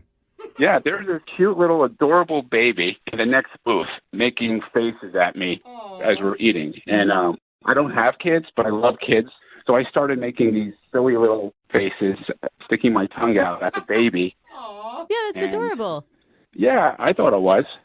What did Tara think? She wasn't doing the same thing I was doing. She wasn't making funny faces. Maybe she didn't speak baby talk. I don't know. No, that's the problem. Translation issue with the baby. Yeah. She's not bilingual. I mean, that doesn't sound like it would ruin anything, though. I don't understand why that's so bad. Yeah, but I did encourage her to interact with the baby, but she said no chance. Yeah. That's a little bit strange there, Joe. She's like, It's a little awkward, but hey, your turn. like most women that I know, when a guy is interacting with a baby, your immediate thought is, oh, he has nurturing instincts, Or right? in my case, I'm like, weirdo. Well, maybe that's what she thought. Maybe it was more like Jose. Yeah, too nice. I mean, who can't, at least smile or acknowledge a cute little baby that's like a foot away from you? Yeah, but sometimes guys like you and I, like I was trying to say, get too excited, and then it gets into, Yeah, okay. that's true. I do kind of go overboard sometimes, and I almost ask the people there if they would let me play with the baby, but I didn't ask that. But Okay, good. That's not even I do So that, bro. creepy. A random dude in a bowling alley gonna play with your Excuse me. baby. Can I borrow that human real quick? It Thanks. sounds like you did one thing right by not asking that. So how did this all end? Well, at this point, I went back to my buddies at our lane, and then she went back to her friends at her lane. We were like 3 or 4 lanes apart. Ooh, that could be good or really awkward. I waved to her once, and then she was getting ready to leave with her friends before we were leaving. So I quickly went over to her and said, hey, Tara, I enjoyed talking to you, and maybe we could exchange numbers and meet up sometime. So we did. We exchanged phone numbers. So I thought at that it was a nice ending to a funny little awkward story of how I met her. Your pinky got you a number, dude. All right. How weird, but It's I the get tiniest little wingman ever. So you've reached out to her since then? Yes. Okay. And nothing. That's weird. Why would she give you her number? And it's really her number? Yeah, I'm pretty sure it's her voice on the voicemail. Okay, that's the good. big indicator that is her number. All right. Well, here's what we're going to do. We're going to play a song, come back, call Tara for you, and try and get you a second date. All right, Joe? Sounds great.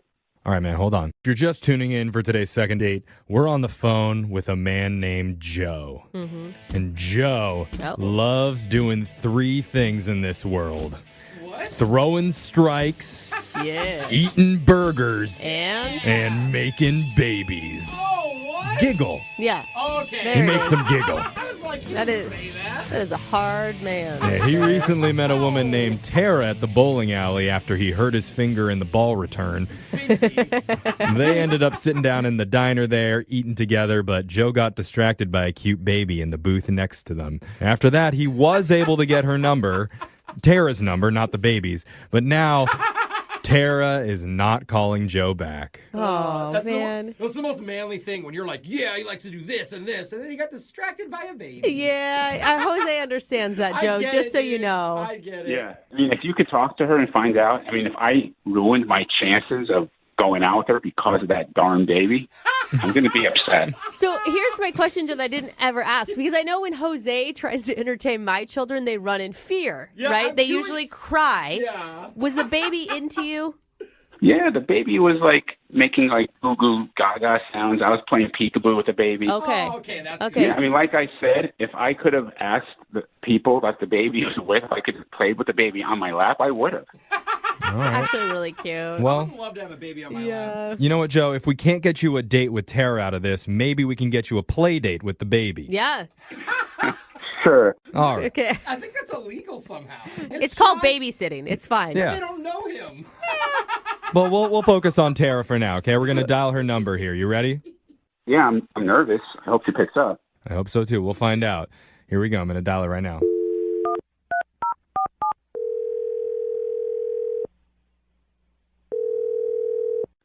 Hello. Hi, can I speak to Tara, please? Who's this? This is young Jeffrey from Brooke and Jeffrey in the morning. You have a moment to talk?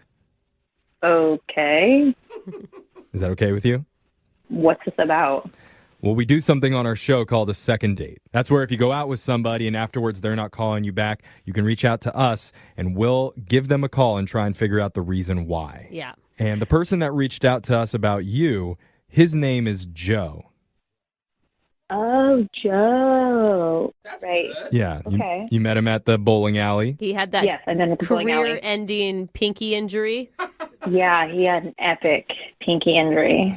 Oh, epic. Epic. I don't think those words have ever been put together. An epic pinky injury. Injury for the ages. He told us a lot about your night together, and he had a lot of positive things to say. He said that you were very kind and very nurturing. Mm-hmm. He also mentioned that you guys went into the diner and sat down for a bite to eat.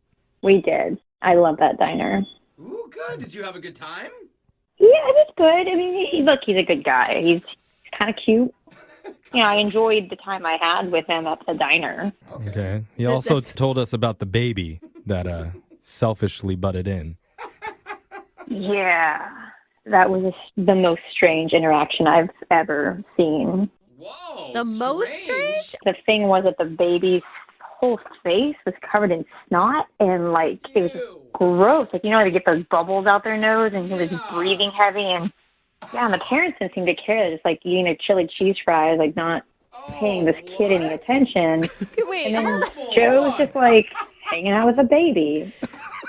So it was really weird because the kid was covered in snot? To make it even more bizarre, the family of the baby changed the baby at the table.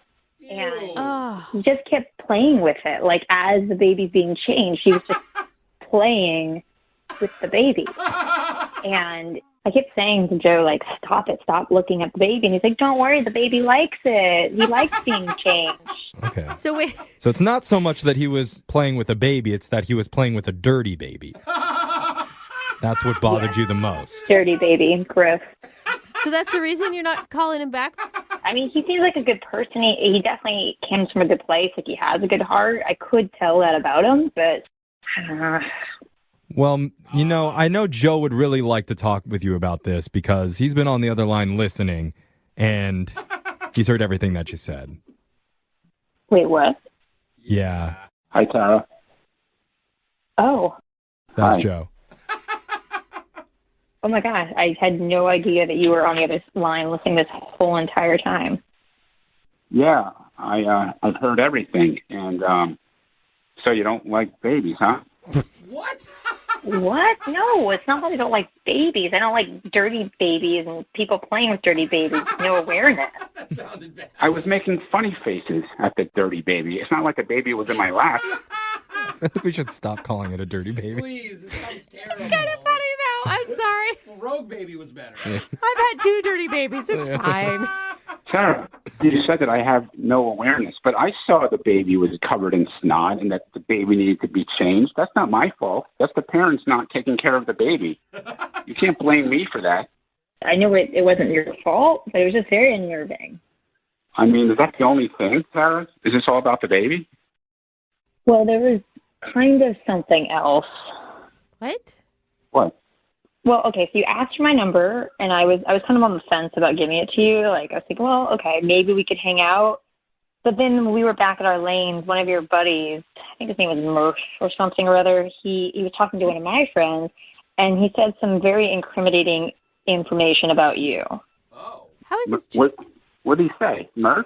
He's like bragging about how you're always banging the chicks from the alley and that, like, you know, that's what you do. You're always like on the prowl and you're always finding alley chicks. Alley chicks? Is that what you call them in a bowling alley? Dude, Joe. That's not true. I don't call him that. That's not true, Tara. Joe. Oh my gosh. You sleeping with gutter girls? Can't they be like ball babes or something instead? You sleep with the Ballbusters team? Yeah. No, listen, that's okay. Look, if I'm being completely honest with you right now, I mean, maybe I slept with seven women that I met at the bowling alley. Why so specific right now, Joe? Why would you do that? It's definitely 7. I don't know that we needed to say that. And when I think of the type of women that normally go to the bowling alleys, it's not like the young, cute girls. It's usually the senior citizens that are on the bowling squads. Hey, don't be judgy, Jeffrey.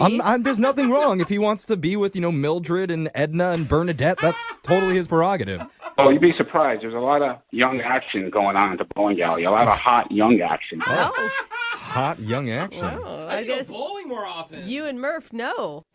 Wait. Excuse me, you're saying that there is hot young action? So you're 110% saying that what Murph told my friend is true. Well, I didn't sleep with all of them. I mean, we did a lot of other stuff. What? What? Second and third base stuff. I wasn't really including that. Joe, stop! You don't have to go into details, man. You are digging your own grave right now. What are you doing? I mean, actually, there's a spot behind the video games where if you are in a certain angle, no one will see you for hours. What? Gross! You're doing it there? No, Joe! No! You're supposed to be telling her how great she is and why she's different than all the other gutter girls or whatever you call them. Look, I mean, I'm just being completely honest with you and just get everything out in the open. I mean, this is me. This is the real deal. Oh, wow. Well, I am so glad because it was just, Dirty Baby was one thing, but now gutter girls and alley cats, I'm not interested in that kind of behavior. Hold on, Tara. Before you go jump into conclusions here, we would love to pay for a second date for you and Joe. I'm not interested. I don't even like bowling that much. It was like my friend's birthday. So I'm going to say no and stop this right where it is. Well, I'm sorry, Joe. Yeah, you were honest. Tara's not interested. That's fine. I mean, I don't care. I'm sure there will be another one next week. Now, do some stuff with them behind the video games. I don't care. Oh, my God. Gladys is going to love that. Real classy, Joe. Oh, my gosh.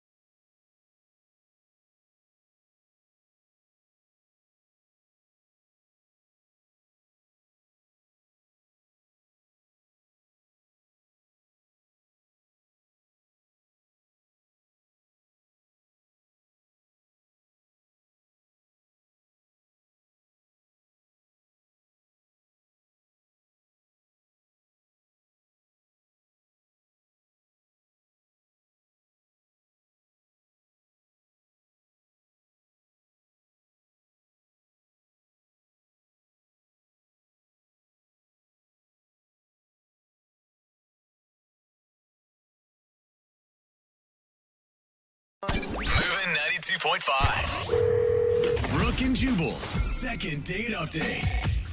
They say it ain't over until the fat lady sings. Yes. Well, I don't know anything about the size of the woman in today's second date update, but I do know two things. She sang, and it's over. Oh, and dang. now Nick is not getting a call back. What's up, Nick? It's kind of a harsh way to put it. It's the only thing I can think of. You said that you met this girl and she's a singer, and now she's not calling you back? Yeah, I think I messed up, Okay. Okay. Did you meet her at one of her gigs or something, or how'd you meet her?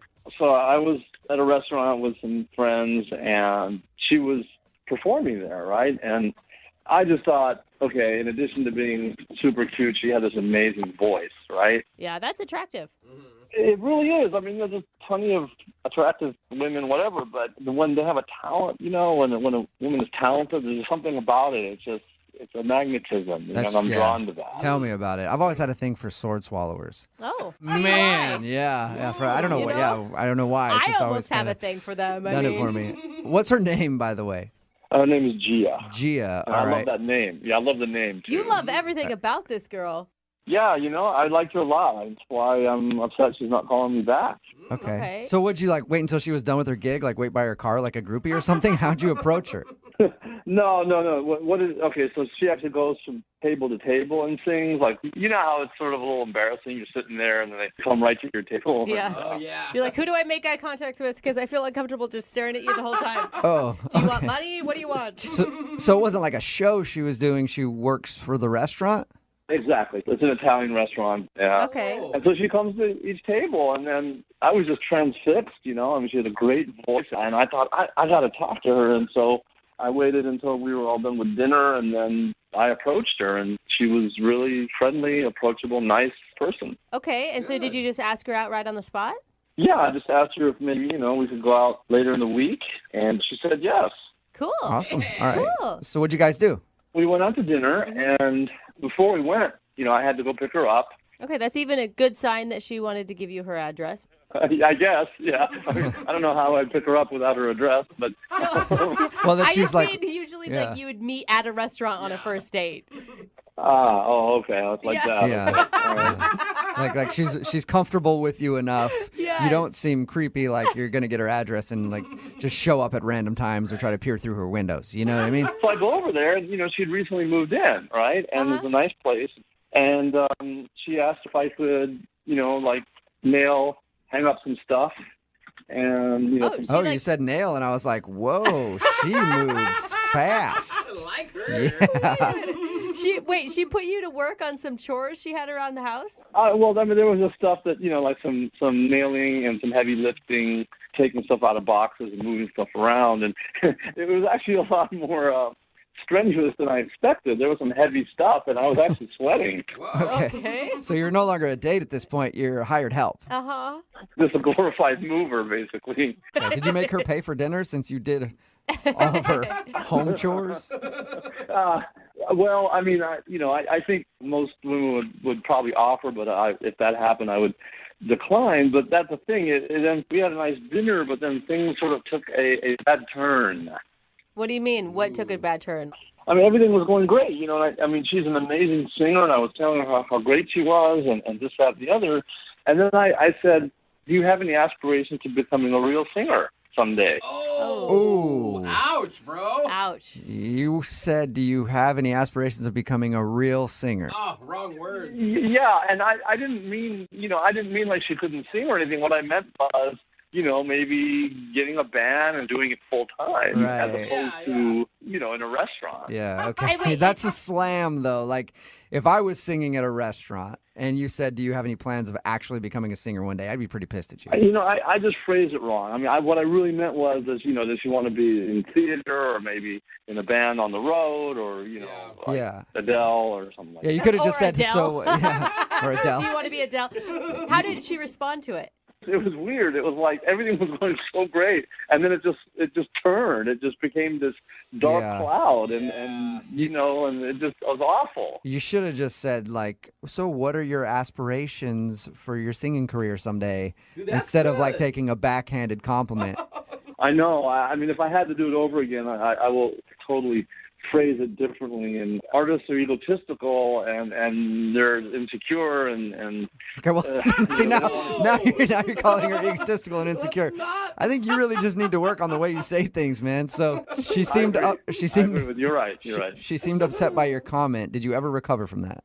No, it's like that's the thing. The more I tried to get out of it, it just got worse. Was that it for your guys' date? Yeah, I mean that was basically that, and then we got the check, and then I drove her home, and that was No kiss or anything? No, I was gonna walk her to her door and all, but she said, I'm okay, and she gave me a hug in the car. Not even on the street. She gave me a car, and then she closed the car door. I'm going to tell you, a car hug means that she's trying to get out of there as quick as possible. Yeah, it was pretty obvious. So I would just like to have a do-over on this. I mean, I feel like I messed up. Okay, well, we'll play a song, come back, call her, and then get your second date update, okay? Okay, thanks a lot. Thank you. All right, man, just hang on. Moving 92.5. Brooke and Jubal in the mornings. Second date update. When you don't call some guy because he's got a lazy eye, that's ignoring. When you don't call him back because he's bad in the sack, that's ignoring. If you're wondering why I'm singing in Italian, right? That's not in Italian, that's in English, but you Yeah, know well, what it's you as know what close as you get. You know what I'm saying. You're right in the middle of your second date update, and Nick is on the phone with us, and Nick isn't getting a call back from an Italian singer. Are you trying to steal his heart right now, Jubal? Because he had a thing for that Italian singer, but now he may have a thing for you. Yeah. Nick really liked her. She was singing at a restaurant that she works at. She's one of those people that goes around with the tables at an Italian restaurant and kind of sings to people. And he actually had the nerve to ask her out after he ate dinner. Yeah. They decided to go out, but he thinks everything went wrong because he kind of slammed her job. Mm-hmm. He was trying to give her a compliment and say, like, oh, you should think about doing bigger things with your singing.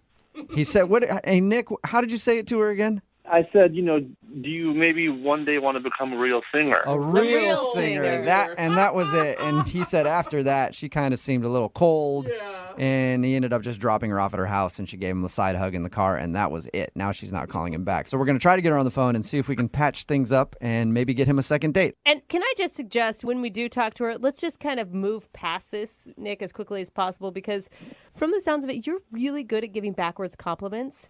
And I feel like if we just dwell on it, you're just going to dig yourself deeper, man. Yeah. Okay, yeah, you're right.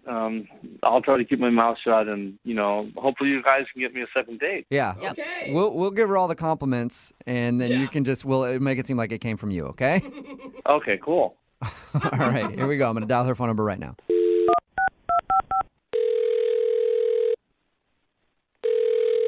Hello? Hi. Can I speak to Gia, please? This is Gia. Hey, what's up, Gia? How are you? This is Jubal from Brooke and Jubal in the morning. Wait, sorry, who? Jubal from Brooke and Jubal in the morning. Like the radio show? Yeah. Cool. You're actually familiar with the show. Yeah, I've heard of the show. I don't listen to it. Hey, you don't need to listen to it. Don't worry about it. The fact that you even knew our names is enough. Mm-hmm. Yeah. I appreciate that, Gia. Why are you calling me? I'm calling you today because one of our listeners actually emailed us about you. Okay. His name is Nick, and Nick recently asked you out. Yeah, Nick. Mm-hmm. Oh, my God. Oh, you remember Okay, Nick. so Nick is ringing a bell, it sounds like. Oh, God. Really? yes, Nick wanted us to call you Uh-huh. because he says you guys went out on a date the other day, and now you're not calling him back. Yeah. I mean, he had the nicest things to say about you, though. He told us Really? that you were so talented. He loved your name. You were beautiful. Really? Yeah. Yeah, he did. And that's why he asked us to call you, because he wants to know why you're not getting back to him. Are you sure we're talking about the same Nick? Yeah, I think so. He said that he met you when you were working at the restaurant singing. He came up and asked you out. He does feel like he sort of slammed your job at some point, and he feels bad about that. Yeah. That's true. Okay. Well, we talked to Nick about your date, and we asked him if there's anything that could have gone wrong, and he said he was trying to compliment you and say, like, man, you're a really good singer. Do you ever want to get, like, what's your biggest aspiration? And the way he said it, I guess, was, hey, do you ever think you want a real singing job because you sing at a restaurant? Yeah. It was actually pretty offensive. I mean, I don't know that he meant it to be offensive, but it's definitely not the right thing to say, ever. Yeah. Is that why you don't want to see him again? Pretty much. I mean, it just seems like he didn't like me a whole lot. Really? He didn't like you. I mean, Wow. just from one comment that you took the wrong way? Well, sorry. I don't want to put that on you. I don't want to put that on you. He said it the wrong way. Yes. You took it how he said it. I assumed that he meant what he said, but there was more than one comment. He kept doing that. What else did he say? I mean, it was just like he says, you're really good at what you're singing, but, maybe you should try doing cooler music. Like, maybe that's why you're not successful. Cooler. Why Singing you're music not? no one wants to hear. Wow, that sounds like straight up rude to me. You said you weren't successful. Cooler music. And Exactly. I'm guessing you didn't ask for his critique either, that he was just offering this to you. No, I didn't ask for his critique, and I like singing classical music. Yeah. Wow. That's what I'm good at. Apparently, Nick doesn't think it's cool enough, though. And apparently he doesn't like everything about the way I look. Like, he told me he's not usually into green-eyed girls, but somehow he can dig it with me or something like that. Whoa, dude. Like, I get a pass for having green eyes. Oh, my Thank you very much. And that was him trying to say you have beautiful eyes, maybe? That's not what it sounded like. Oh, my God. No wonder. What did you ever bring up to him the fact that he was just insulting you over and over again? I mean, what was I supposed to say? I tried to assume he was trying to compliment me, but it still sounded really insulting. Yeah, you don't want to be around a dude like that all the time. It was an exhausting night. I mean, even if he's trying to be nice, I have to sit there and smile like I'm having fun while he's hurling insults at me. Hey, Gia, it's me, Nick. I need to talk to you. Nick, you're supposed to wait. I'm sorry. I can't wait. I got to talk to her now. Gia, Nick's on the phone and wants to talk to you. Sorry I didn't tell you that before.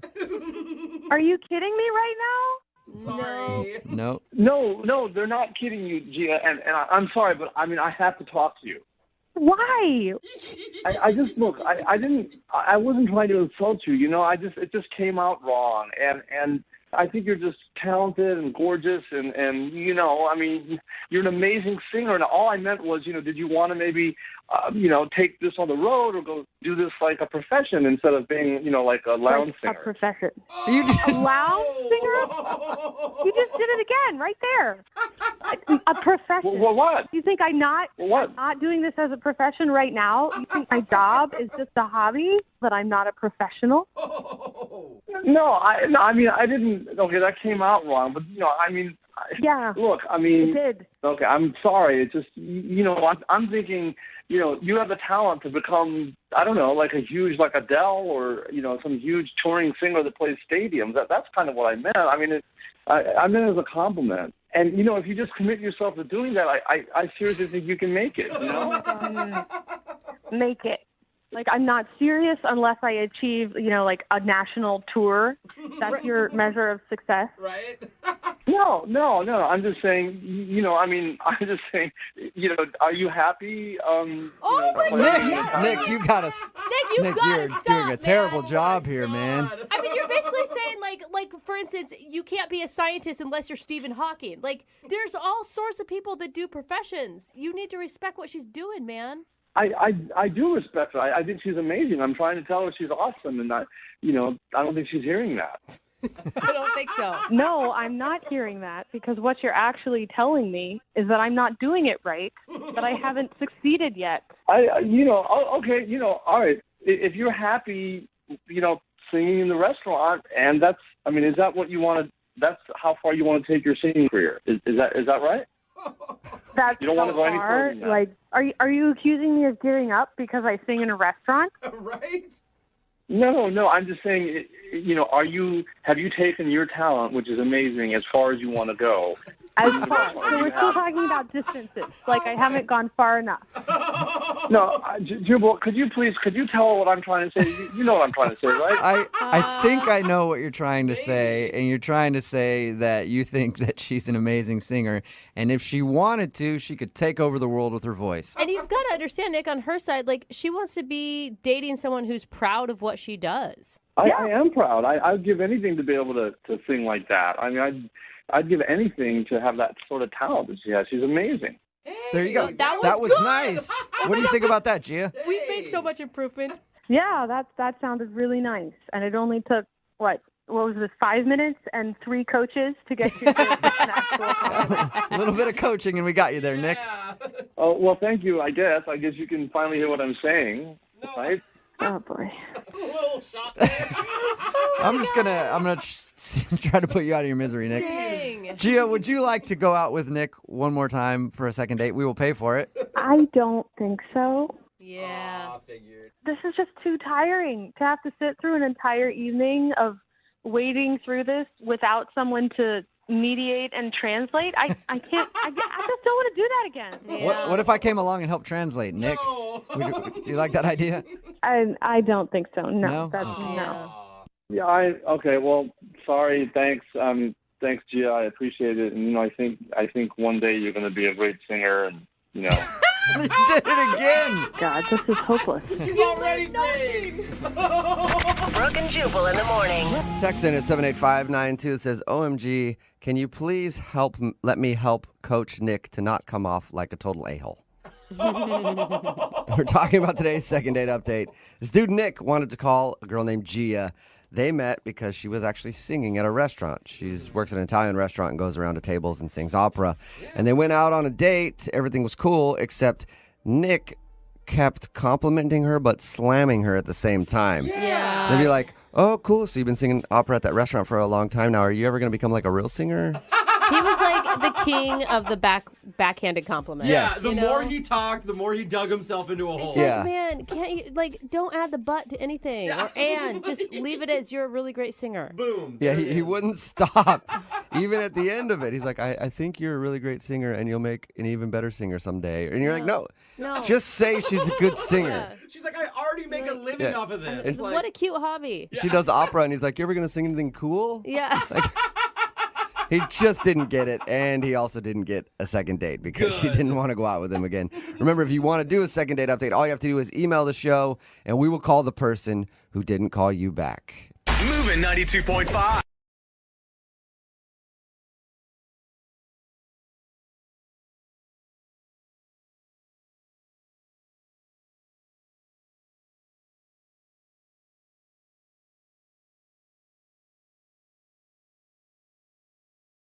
I'm a little confused by the email that we got in for today's second date. Okay. This guy named Rich is on the phone with us right now, and he emailed us saying that he wants to do a second date on his girlfriend. What? That's not how it works. Rich, you know that a second date is just like if you went on a date with somebody and they're not calling you back, not an actual relationship, right? Yeah. No, I know, but my girlfriend hasn't talked to me since our last date. Okay. So I thought it maybe qualifies.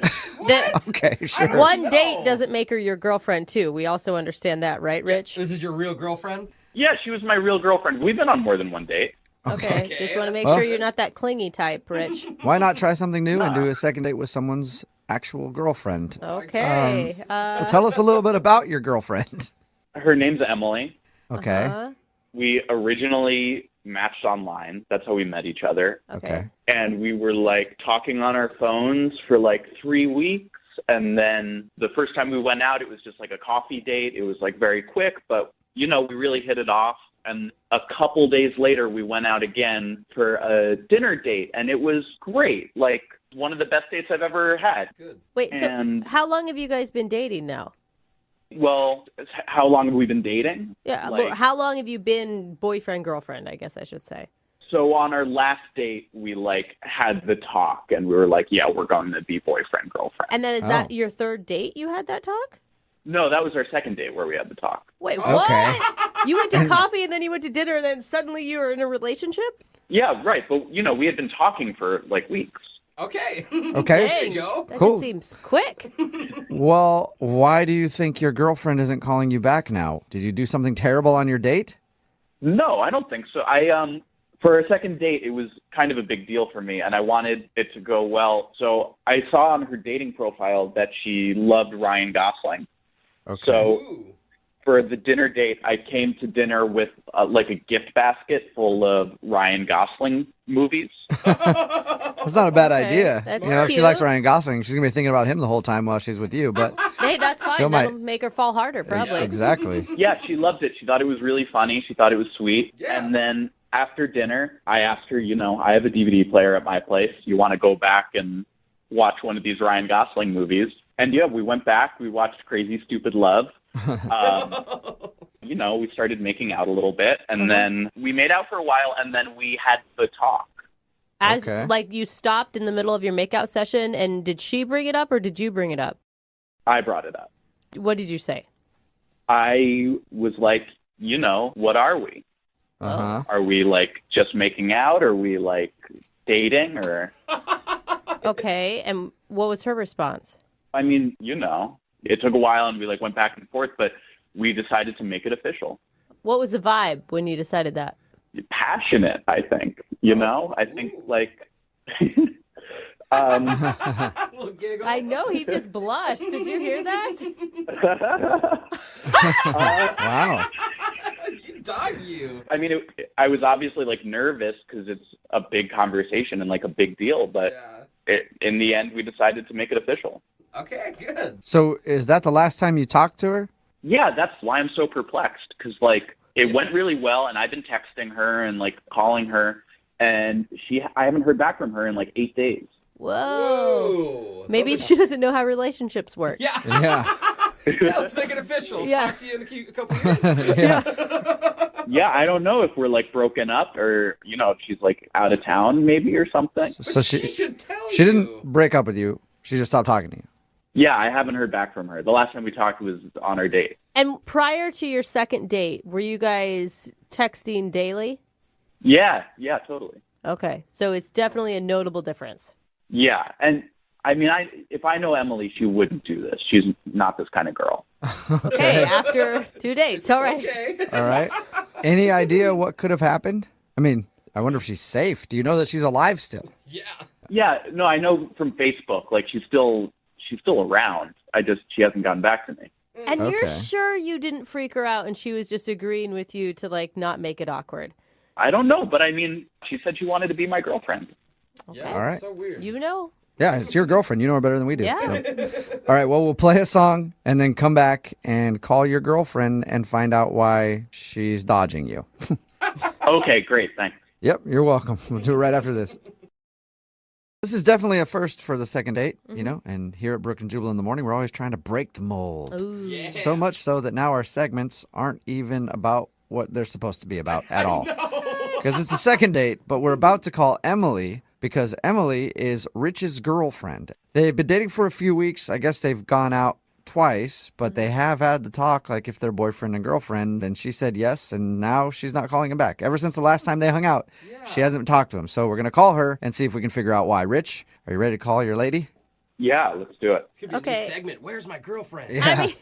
I mean, you're pretty rational about all this, but if it is true that since she hasn't talked to you in 8 days, she's like trying to break up with you, how are you going to feel? I mean, I feel like we can work through it, I feel like we have a real connection. Okay, so this is more couples counseling than second date, or maybe a mix of both here. Ooh. If that's what it has to be. All right. I think I'm the dedicated. only person in this room that actually has done couples counseling. I tell you this right now, Rich. Yeah, that's true. Just be wrong. You're wrong every time. Okay? Just say sorry and you'll be good, okay? Sounds like couples counseling is really effective. Yeah, it's great. Yeah. All right, I'm going to dial her phone number right now and see if we can figure out why your girlfriend has stopped talking to you. Here we go.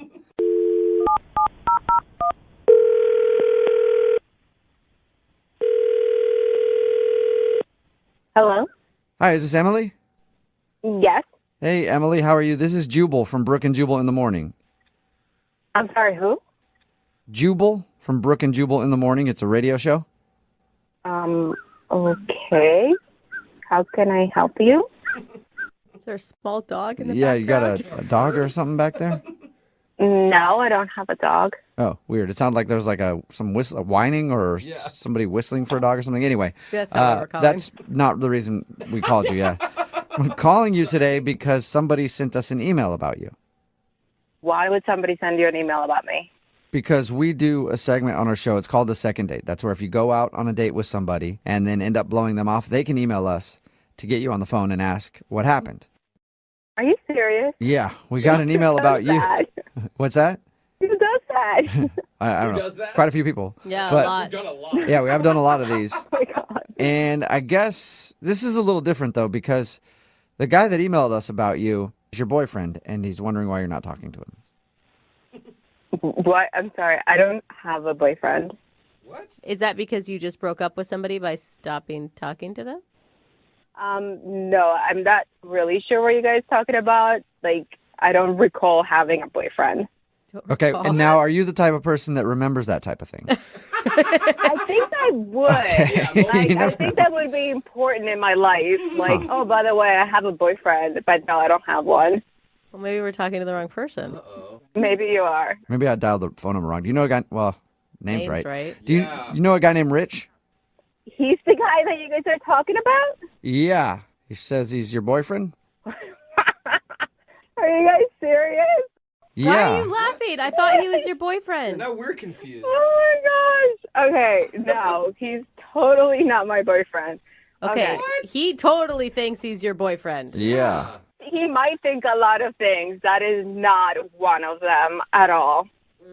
So How can you go out on a couple of dates and call somebody like boyfriend and girlfriend? That's like ridiculous. That's what Brooke said. Like, I mean, I thought it was fast, but you know what? Some people do things differently than I do. no, that's a little psychotic. That's a little out there. Did you just call him psychotic? Psychotic is kind of like some of the stuff he has been doing the past few days. Like, he's blowing up my phone, texting me. Oh, no. He sent me a Facebook request that we were in a relationship, and that was totally a joke. And then I go in my Instagram, and he's putting pictures of us. By the way, there's like 2 of them. But on the captions, he's putting me as his girlfriend. And Like, after 2 dates. you don't sound like you're about that. No. He's a really nice guy. Like, don't get me wrong. He's a really, really nice guy. But there is no reason for me to, like, be boyfriend and girlfriend with anyone after I just, like, made out with them one time. Yeah. he's also actually on the phone right now and Oh, wants to God. talk to you. So there is that, too. Are you serious? Yep. Rich, are you there? Yeah, I'm here. Emily, sweetheart, I don't get why you're saying all of this. Okay. Rich, listen to me. You're really nice and you're really sweet, and I totally had a blast. But, honey, you can't blow up someone's phone after 2 dates. Like, you just can't do that. I'm sorry. I mean, you can if you're in a relationship. I was worried about you. Wait, hold up. Hold. What? Like, who's in a relationship with who here? I'm not in a relationship with you. I'm sorry. Oh, my gosh. We had the talk. We made it official. What are you talking about? What talk? Remember when we were done making out after the last time we went out, it was going great, and I asked you, is it okay if I call you my girlfriend now? And you said yes. Oh, my God. That's what you think the talk was? Like, are you serious right now? Well, I mean, now I just feel like you're trying to make me feel stupid in front of everyone. So. Okay, I would actually back Rich on that. That sounds like the talk to me. Like, can I call you my girlfriend? And you said yes. Yeah, exactly. No, I said sure, and I laughed. Like, oh, okay, sure, whatever. But not like, yes, you are my boyfriend. Like, I'm sorry. I'm not trying to make you sound stupid, but that's a little bit too much for me. No, that's not how I remember it. It was like a special moment. We were connecting, you know? And now I just feel like I'm trying to communicate and I'm trying to make this relationship work. And, you know, you're just putting up walls. Okay, listen. There is no, like, walls. Walls don't exist, Rich. They're not there because there's nothing there. Do you understand? Yeah, I mean, I get that we're, like, having an argument right now. I think this is different than an argument. Okay, Rich. It's weird after 2 dates that you text me that your parents want to meet me. Like, I'm sorry. Love is crazy, you know? Rich, do not drop the L-bomb right now, dude. I went out 2 dates with you. Like, I don't want to meet anyone's parents after 2 days. It's extra. I mean, my parents knew each other for a month when they got engaged. And, like, Emily and I have known each other for more than a month now since we, like, matched. What? There's no reason for you to meet your parents. I mean, I'm glad we're communicating about it now, at least. I feel like if you don't want to meet my parents, then you should tell me that, you know? No, Rich. No, Rich, no. I think she's saying that she's not your girlfriend. I think she's saying that she doesn't want anything to do with you at all. Emily, is that really what you're saying, sweetheart? Oh my God. I kind of have been saying that this whole time. Like, me not texting you for a week should, like, give you that response. Rich, you cannot be this naive. But that's why I had the talk, you know, and we made it official. We did know. I was laughing hysterically, Rich. Like, I was literally bending down, like, my stomach hurt. And I was like, okay, sure, whatever. Like, I thought you were seriously joking. Like, nobody ever has a boyfriend or girlfriend, our relationship, like you say, after 2 dates. We just made out once. Like, I mean, I honestly thought you were kidding. You know, Emily, we can agree to disagree, but I know what happened. Okay, listen, I'm sorry. I didn't want to mislead you, but this is way too much for me. This is way too freaky, and that I don't need that right now, okay? I'm sorry. Yeah, you know, I totally get what you're saying. We're going too fast, and, like, I get that, you know? It's not time, and when the time is right, you'll meet them. Oh my God. My gracious God. Like, oh my gosh. Like, we are not in a relationship. I'm not your girlfriend. Please stop texting me and calling me. I'm sorry. You know what? I hear you, Emily. I hear you. And that's why I want to ask you if you'll go out on a second date with Rich. Both of us are hearing you loud and clear. This is so We will pay for a second date. No, absolutely not. Does she have to scream it? No, she doesn't want anything to do with him at all. Oh, man. Wow. Emily, I can't believe you're saying this after all we've been through. Dios mío, I just said we went out on 2 dates. What all we went through? Like, you're a nice guy, but please just let it go, move on with your life, and just, you know, stop blowing up my phone. That would be nice. Don't blow up my phone. Listen, when you're going to text me, write it out and then delete it. And then feel like you did it anyway. Yeah, so at least you can feel like you're saying it, Rich. Rich, obviously you're not getting a second date, and I hope now you understand that Emily is not your girlfriend.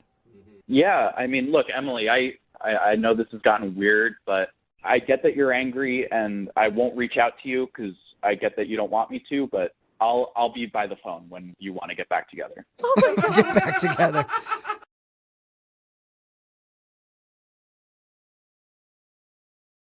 Lincoln South Food Hall in Bellevue. Fitness for foodies. From carb-loving meat eaters to vegan and everything in between, we've got you covered. Grab a quick lunch or come for happy hour. You'll leave craving more. Order online at LincolnSFH.com. Moving 92.5. Brooke and Jubal's second date update.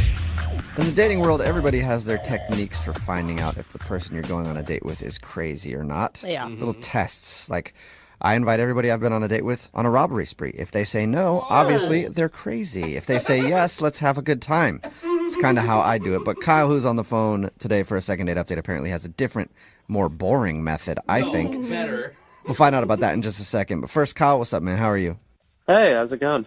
Not bad. So before we get into your little technique on how you find out if a girl is crazy or not, where'd you meet the girl you want to call today? What's her name?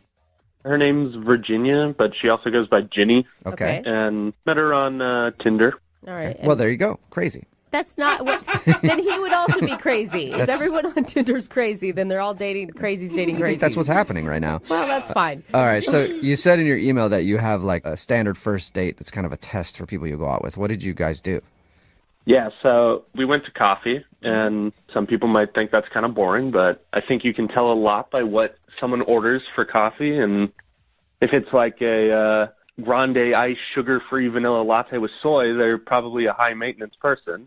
I mean, maybe they're lactose intolerant, but So wait, you're judging people based on their coffee drinks? a little bit, yeah. I think you can get a good read for personality. Like, Okay. Oh, I think you can. I mean, anytime I've been at a coffee place and there's someone just arguing about like it's not 124.5 degrees, I'm like, that person is way too high strung. Absolutely. I want to know what the best coffee drink a date can order in your mind. just coffee, just a hot coffee. Okay. You don't think shows that low that means maintenance, I that guess? they're boring or basic? I mean, you could do whatever you want with it at the little prep bar, but that's your own prerogative. I just don't understand. If you're just getting coffee, why go to a coffee shop? You can make that at home. Well, it's fun. I mean, I don't think many people get asked to coffee dates anymore. Okay. Okay. About the environment, right? I'm guessing Virginia, who you went on a date with, passed your test because you want to call her for another date? Yeah, she just got a regular latte. Okay. Ooh, Oh, sexy. that's more than just coffee. I thought you were talking just black. Okay. And how was your actual date with her? It was fun. Another thing I did, I bought 2 little bottles of Bailey's for us and brought it to the coffee place. What? So wait, Okay. you're going to a coffee shop and trying to still get drunk? That's awesome. I like It's that. not. Just go to a bar. I don't understand you. No, because the bar doesn't have good coffee. At least go to a coffee shop. You know, you get the best of both. All right. The alcoholic in the room knows what it's up. Yeah, I know what's up. So did you guys drink the Baileys or? Yeah, she actually wanted some, Okay. which, I mean, that's a good clue. Okay. And everything went well, and we were discussing what we like, our hobbies and everything, and I actually have something in common with her grandpa. I collect campaign buttons from all over the world. Really? And, yeah. And I was like, I'd love to see his, and Wow. she wanted Wow. to see mine. Is that the reason you want to call her? Or do you just want to meet her grandpa so you guys can compare campaign buttons? Yeah, I'm using her for a grandpa. I actually have one of Fidel Castro from way back when in like the early 50s. Is that your most prized button? It is. Cool. Is it worth a lot of money? I have no idea. I haven't checked that out. It's priceless. You're not doing it for the money, you're doing Yeah. it for the love. I Okay. get it. They actually don't allow Castro's face on any pins in Cuba, so it's pretty rare to find one, and I have one. That's cool. I know, right? I mean, how many people do you know that have Fidel Castro campaign buttons? You're the only one. Yeah. I don't know many Fidel Castro fans, so Well, I'm not saying I'm a fan. I'm Okay. just, I have his button. That turn her on? Did that turn? You know, it could have. She wanted to come over and see it. Oh, she so you did. went to your house No after the way. coffee date? We did, yes. Wow. Okay, so things were going real well. How was that? I mean, this is where it gets kind of wonky for me. She was at my place, and she hadn't been checking her phone or anything when we were getting coffee, but then she was just pretty much always on her phone when she was at my place, and I was like, is everything okay? And she said a friend of hers was having a meltdown, and that she needed to go and would like to reschedule the whole Castro viewing. But it's now been over a week, and I'm only getting kind of short, cold texts back, and that's why I'm here. I'd like your help figuring out what to do next. What was your sense on the meltdown? Was it an excuse or did you believe her? I couldn't really get a read for it. Okay. Yeah, but the fact that she's not really being responsive to you sounds Right. like she might have just used an excuse. Yeah, exactly. It's kind of a classic one, too. Yeah, can you think of anything weird that happened? No, other than everything that she was already down to do. You don't have any other strange collections in your house, right? Little collection of dust, but Okay. Yeah, I think that's okay. All right. Yeah. Well, we'll try to figure it out. We'll play a song and then come back and call her and get your second date update, okay? Great, thank you. All right, hang on. Moving 92.5. Brooke and Jubal in the mornings. Second date update. You know, a lot of guys will try to impress girls they're on a date with their car or their nice Rolex watch, but not Kyle, who's on the phone for a second date update today. He tries to impress women with his vintage political campaign buttons. He's crushing it at retirement homes for sure. And that's exactly what happened on his first date. He met a girl named Virginia on Tinder. They went out for coffee and then went back to his place because he brought up during his date that he collects vintage political campaign buttons. And she said, oh, my grandpa does too. And so he wanted to show her some of his. They went to his place. Then she said she had an emergency and had to leave, and he hasn't really heard from her since. So we're going to try to get her on the phone and find out why. And for the record, if it's the political campaign buttons that turned her off, she's lame. Like, it's cool when people have really interesting, quirky hobbies. Thank you. Yeah, I'm on your side. That's all I'm saying. If you guys want to ever come by and see them yourself, I'm happy to let you in and show you around. Yeah. I support you, but not that much, maybe. Tweet me. Maybe I'll hit you Okay. back. All right. I'm going to dial her phone number right now. Okay, you ready? Yeah. All right, here we go.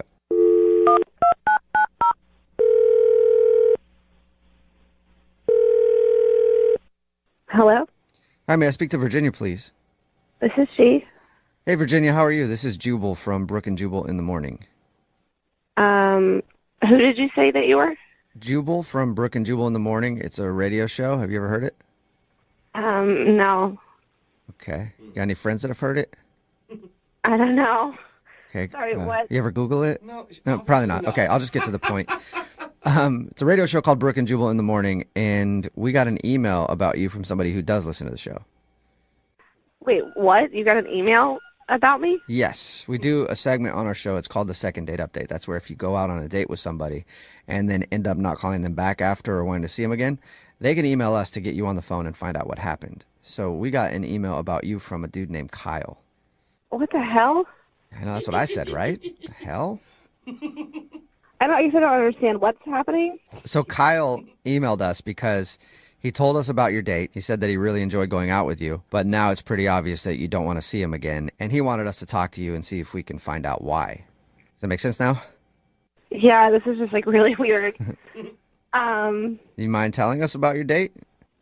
I don't really know what to say. It sounded like, I mean, from his description, that you guys really hit it off at coffee and that you went back to his place, which is always a good sign that you were interested to some degree during the date. Yeah, how do I put this? He's the kind of guy that, like, you think he's one way, but then you find out that he's just a completely different person. Okay. Can you explain in a little more detail for us? He sounds like a pretty mild-mannered guy. I mean, he said he collects political campaign buttons. Yeah. You don't usually call those guys wild and crazy, you know what I mean? Maybe just start with, like, what you thought he was to begin with. I don't know. I thought he was, like, a normal, nice guy.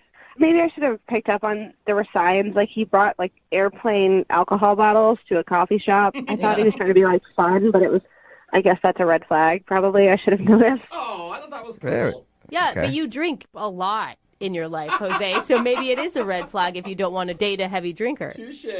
Yeah, that was, like, I guess the first weird thing. But we went back to his place, and I had to go to the bathroom. Mm-hmm. And I went to his bathroom, and there was a syringe just, like, laying out on the counter. Wait. And then I walked by his bedroom on the way back, and there was another syringe on his bedside table. Okay. So you think that he's a bit of a partier? Yeah, and then we were looking at this button collection that he has, which was cool, but then there was, like, a knock at the door. And he went to answer it, and this guy was there, and they, like, barely said hello to each other. The guy just, like, handed him a bag, and he was like, cool, thanks, man. And then he closed the door. What? Huh. So this guy, you think he's in, whoa. So is that what you're saying? You're saying that you think Kyle is like a big drug user, or? I don't know. I don't know what he's into, but it was clear to me that he was into some obviously bad stuff, and so I just, like, faked a conversation with my friend. Okay. It's a pretty big jump, though, that you're making. I'm just saying, look at the evidence. And if he's, like, dealing with some issues or something, that's his own battle, but it's not something I personally want to get involved in, you know what I mean? Oh, you're not into doing heroin on a first date? Bailey's and heroin. Jeez. What a prude. Yeah, no. No. All right. Well, wouldn't you like to find out what all that stuff was about? Not really. I mean, I feel like my instincts are pretty dead on. Think about it, though. If he was a drug dealer, he wouldn't contact us. I don't know that. Yeah, and I don't know that either because there's a lot of people who listen to the show that do drugs and are drug dealers, so they probably could contact us. But I was going to say, Virginia, the best way to find out is probably just to ask him, and he's actually on the phone listening and wants to talk to you. I don't want to talk to him. Okay, it's a little too late. Kyle, are you there? Yeah, hi. This has been a huge misunderstanding. Okay. The syringes are for insulin. I'm a diabetic. Oh, sure. Are you serious? I mean, I can't believe you thought I was a drug addict. There were syringes in, like, multiple places around your apartment, and a guy came to your door that you barely spoke to. The knock at the door was an Amazon delivery, and I'm not going to talk with him and get to know him. I didn't even think of an Amazon guy dropping off stuff. I automatically thought some dude was dropping off drugs to you. Wait, what about, you had, like, cleaning products, like, all over your apartment, and I went home and I Googled that, and it said that sometimes, like, drug dealers use cleaning products to, like, make their stuff or whatever. No. I cleaned my house earlier that day from, like, top to bottom. I just didn't put them away. That's a big assumption to go from cleaning products to meth lab. Well, I wouldn't have started there, but there's, like, 10 other signs. Like, there's just too many red flags, Kyle. Like, I'm not buying it. I'm sorry. Oh, you still don't believe him? Like, you brought alcohol to a coffee date. Like, what? You can't get through your day without... I can very much get through my day. That was just to, have some fun on a coffee date. You gotta believe me. This is crazy. I'm not Walter White. I'm not trying to judge you at all or your lifestyle, but, like, I watch a lot of documentaries I just feel like I know my instincts are right here. If he could produce like a medical card that says that he is diabetic, would that be good enough for you? I don't need to produce a medical card to be believed. You just got to trust me. I mean, I'm a diabetic. I don't have to trust you, and I really, honestly don't trust you. Like, I've seen it a million times. You, like, lure me into your apartment. You get me high on drugs. You, like, try and sell me out to prostitution. What? Damn, Kyle. I had no idea you were into so many. You're really like a drug dealer. You're human trafficking. You're doing all that. I'm not. I thought you were just like an innocent dude who wanted coffee and likes to collect buttons. But This is insane. damn, I was wrong. Women that don't read the room can, like, get involved in some messed up stuff. I'm not interested. But Virginia, I mean, come on. You've watched too many true crime documentaries. Like, on this case, I think, why would he contact us if he was ready to do all this illegal, shady stuff? He'd be a horrible criminal who would have gotten caught already. I don't know, but I'm sure it'll make a really interesting documentary, and I'm not interested in being a part of it. This is crazy. I don't know what else I could have done. I mean, I'm a diabetic. Have you ever done hard drugs before, Kyle? Not. Look at that pause. Listen to that pause. Yeah, now I'm pretty sure she's right. You could drive a truck through that pause. Oh, my God. Virginia, would you like to go on a second date with Kyle? We'll pay for it. Absolutely not. No. No. I'm not getting a second date because she thinks I'm a drug dealer? Yeah, a drug dealer who's going to get her high and prostitute her. Kyle? I'm a diabetic who likes collecting campaign buttons. Is that risky? I'm not buying it, dude. You better start covering your tracks more if you're going to try and pick up some chicks on the street and sell them out. Yeah, sounds like a perfect front to me, Kyle. What? Dude, I'm we're sorry, all going to man. be sorry when we see his mugshot one day, Yeah. though. Look, maybe everything you're saying is true. Maybe you are a diabetic and they were just cleaning products, but I'm just not willing to take that risk with my life. Like, this is it's my life. Wow. Sorry. Wow. All right. Good luck hiding under your blanket at home. Okay, well, Kyle, sorry, no second date, but it sounds like actually you might want to be thankful about that. Wow. All right, can I go now? Yeah, go now, be safe. Yeah, run. It's dangerous out there. We'll see you later, Virginia. Bye. Hey, Kyle? Yeah. I did not expect it to go down like that, man. I'm sorry. I guess I need to hide my syringes better. Yeah, hide your syringes better. I remember you said earlier we could come check out your campaign button collection. Yeah. Now that we know a little more about you, I'm more interested in coming over to check out the other stuff you got lying around, Oh, okay? come on. Hit me up. Jubal wants it. Yeah. Yeah, come on down. I'll give you the big drug tour. Yeah, you can tell he's totally a drug addict. I'll give you the big drug tour. Brooke and Jubal. Moving 92.5. Brooke and Jubal's second date update. I'm excited to talk to Aaron, the dude who wants to do a second date update today, because he accomplished something that I've never been able to accomplish, and I think a lot of guys have tried and failed at. Uh-oh. Aaron met a girl by putting his number on her car after he saw her get out of it and go in somewhere, and she actually called him back. Oh my You know how many times I've What? tried that, Aaron? Girls never call back. They usually just, I think, get the number and are creeped out and then throw it away, but she actually called him back. Aaron, how are you, man? I'm good. Thanks for having me on here, guys. Yeah, no problem. It's a pleasure to talk to you. I feel like I'm talking to some sort of celebrity because I've never known anybody that's actually gotten a call back from that. Did you write anything on the note that you left, or you just simply put your number in like, hey, I think you're No, hot? I just put my number on the windshield. And in all fairness, this has actually never worked for me before. And it's like the first time. But this girl was really hot, and I was like, you know what? Let's just try it and see what happens. Where did you include a headshot? I did not. Okay. Where were you? Where were you parked?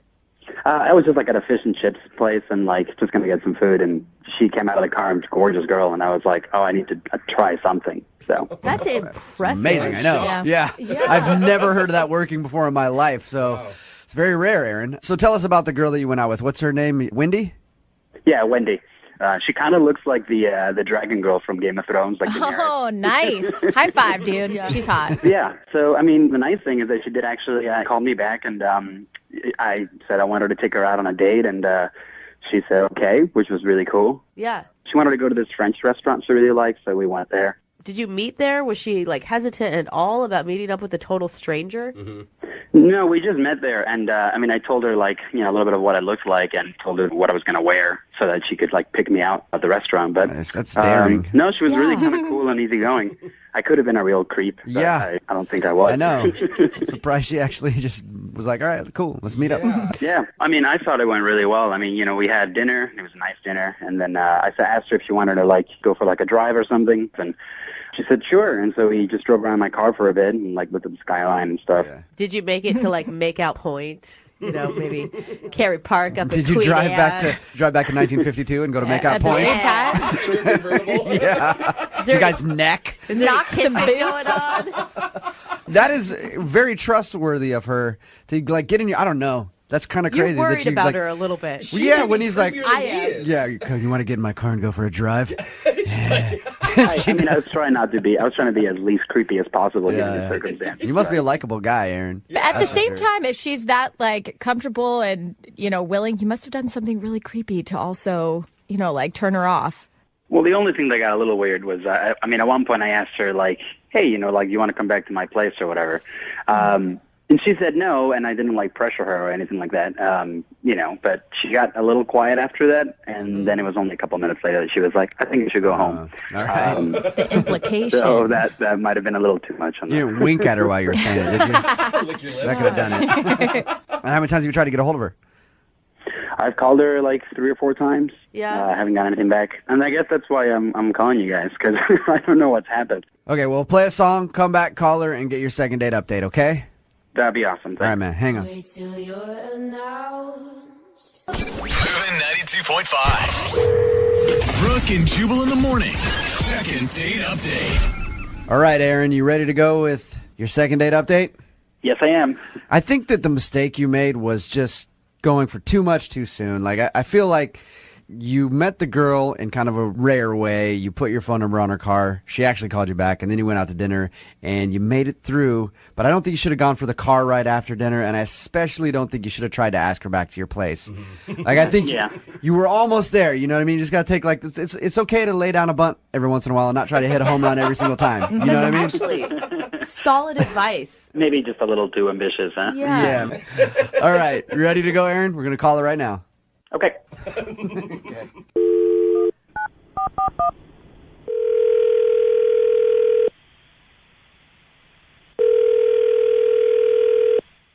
Hello, Hi, can I speak to Wendy, please? this is Wendy. Hey, Wendy, how are you? This is Jubal from Brooke and Jubal in the Morning. I'm moving 92.5. Sorry? This is Jubal from Brooke and Jubal in the Morning show on the radio station Moving 92.5. How are you? What is this? We're a morning radio show, and we had a guy email us and say that he left his phone number on your car one day, and you actually called him back and went out for a date. And we were just calling you to see if we could talk to you about that for a second. Oh, God. Was that? That was just a terrible mistake. Oh, Really? That's usually It was? not a. Your friends will always be like, you have to live, you have to live in the moment. Like, call a guy who leaves his number on your car. No, never again. Don't do it. Okay. All right, Sage Wendy. advice. Hey, you know what? I like you, Wendy. You're direct and to the point. So, what didn't you like about him? What was so weird? You know what? It was going great. Actually, surprisingly, at the restaurant and everything, we decided to go for this drive, and, we're driving around, and I think I was, like, talking about work, like something completely unrelated. Uh-huh. And I was in the middle of something he asked me about, and all of a sudden he just interjects the middle of my sentence with, have you ever hooked up with a girl before? What? Really? He asked you that? That's pretty bold. Well, I don't know. What were you talking about specifically? What do you do for a living? It could have pertained to your job. Whatever. He was not listening to No, one it has word. nothing to do. No, definitely not. I mean, like, it was completely out of nowhere, and I just obviously was shocked, and he's like, yeah, I have a girl roommate, and why don't you come over? Maybe we'll just hang out and see what happens. Stop it. So, What? Wendy, he invited you back to his place to have a little menage a trois with his roommate. Well, that's definitely what it felt like. I mean, unless he just thought I was just going to...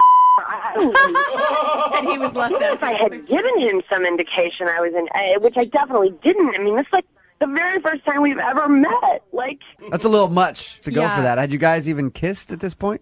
no. Of course, then I'm like, oh my God, I'm in this guy's car. You know, like, number 2, dummy mistake. Like, I don't know what I was thinking. Like, I'm driving around and, like, I kind of just tried to be cool because, like, it's kind of scary. Like, when you realize, like, someone is, like, a freak, you know? I mean, like... Now you're stuck in his I car. mean, he could be, like, a serial killer, you know? Like, yeah, first you hook up with my roommate, and then we eat your heart. Hey, Wendy. I love Wendy, are you sure that that's what he meant by the whole thing? I mean, I know what it sounds like, but are you sure that I'm that's sorry. What do you think that means? I don't know. It could have been completely innocent. So innocent. Jesus. Well, why don't we ask him? Because Aaron's actually on the other line, Wendy. Oh. Aaron, did you ask her to come over and hook up with your roommate Oh, God. on your first date? Aaron. What I said was, like, maybe we could just come and hang out with my roommate, and then we can see what happens. I was just trying to get to know you. Okay? What? You were like adventure. So you were. Have you ever hooked up with a girl? And I didn't hallucinate that, right? I mean, I did ask you that. I just wanted to know if you were interested. I'm just trying to get to know you. That's how you get to know people. Yeah, you were trying to get to know me, so you interrupted the response I was giving you to a question you asked me about my job to ask me if I ever go ahead and hit it with a gal. No, like your job is interesting and all, and like we can talk about that. But we're just getting to know each other. So I thought let's like bring it up a notch. Let's talk about something that has a little more substance to it. And see, feel each other out a little bit. Aaron, you don't have any shame at all. Like that's getting to know somebody for you is just diving right in like that. Aaron. Yeah, you should just go ahead and just be honest and like just get to the meaty stuff of a conversation. Has this worked for you in the past? Have you had a lot of threesomes in this manner?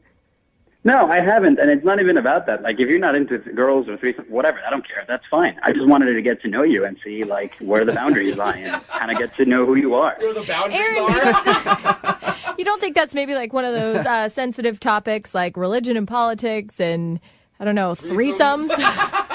I'm okay to talk about religion and politics, too. It's not as exciting as threesomes, but, we can talk about my that, too. gosh. Okay, well, I actually really would care to know about religion and politics because that's the kind of thing I like to know about a person. Tells me a little bit about a person before I would go ahead and jump in bed with them and their roommate, for instance. Oh, awesome. And then let's talk about religion and politics all you want, and then we can talk about other stuff later if you want to. Oh, my gosh. Actually, I'm definitely not interested in that anymore, so. Oh. Cool. But now I know that, and now we can move past that. Now that we've got that all out of the way, Wendy, would you like to go on a second date with Aaron? We will pay for it. Now that you guys you know each other, you got all the weird, there's always that weird tension of, hey, does she hook up with girls when you go out with a girl? Now that we know, would you want to go out with Aaron again? We will pay for it. Absolutely not. Thank you so much for that generous offer of potential danger. No, I'm not interested in that. All right. Well, Aaron, unfortunately, you didn't get a second date, man. Sorry. I guess I just pushed it too far, huh? Just trying to get to know people, man. It's kind of strange, I know, but You shoved it over a canyon and it pummeled 5,000 feet down to the earth. Try to find a stranger, there's clubs. I mean, people put out classifieds. Yeah. You don't just ask a stranger. Hey, Wendy? Yeah. We never did get an answer. Have you hooked up with a girl? Come on. You'll never know. Brooke and Jubal in the morning. Saying all I want from you is to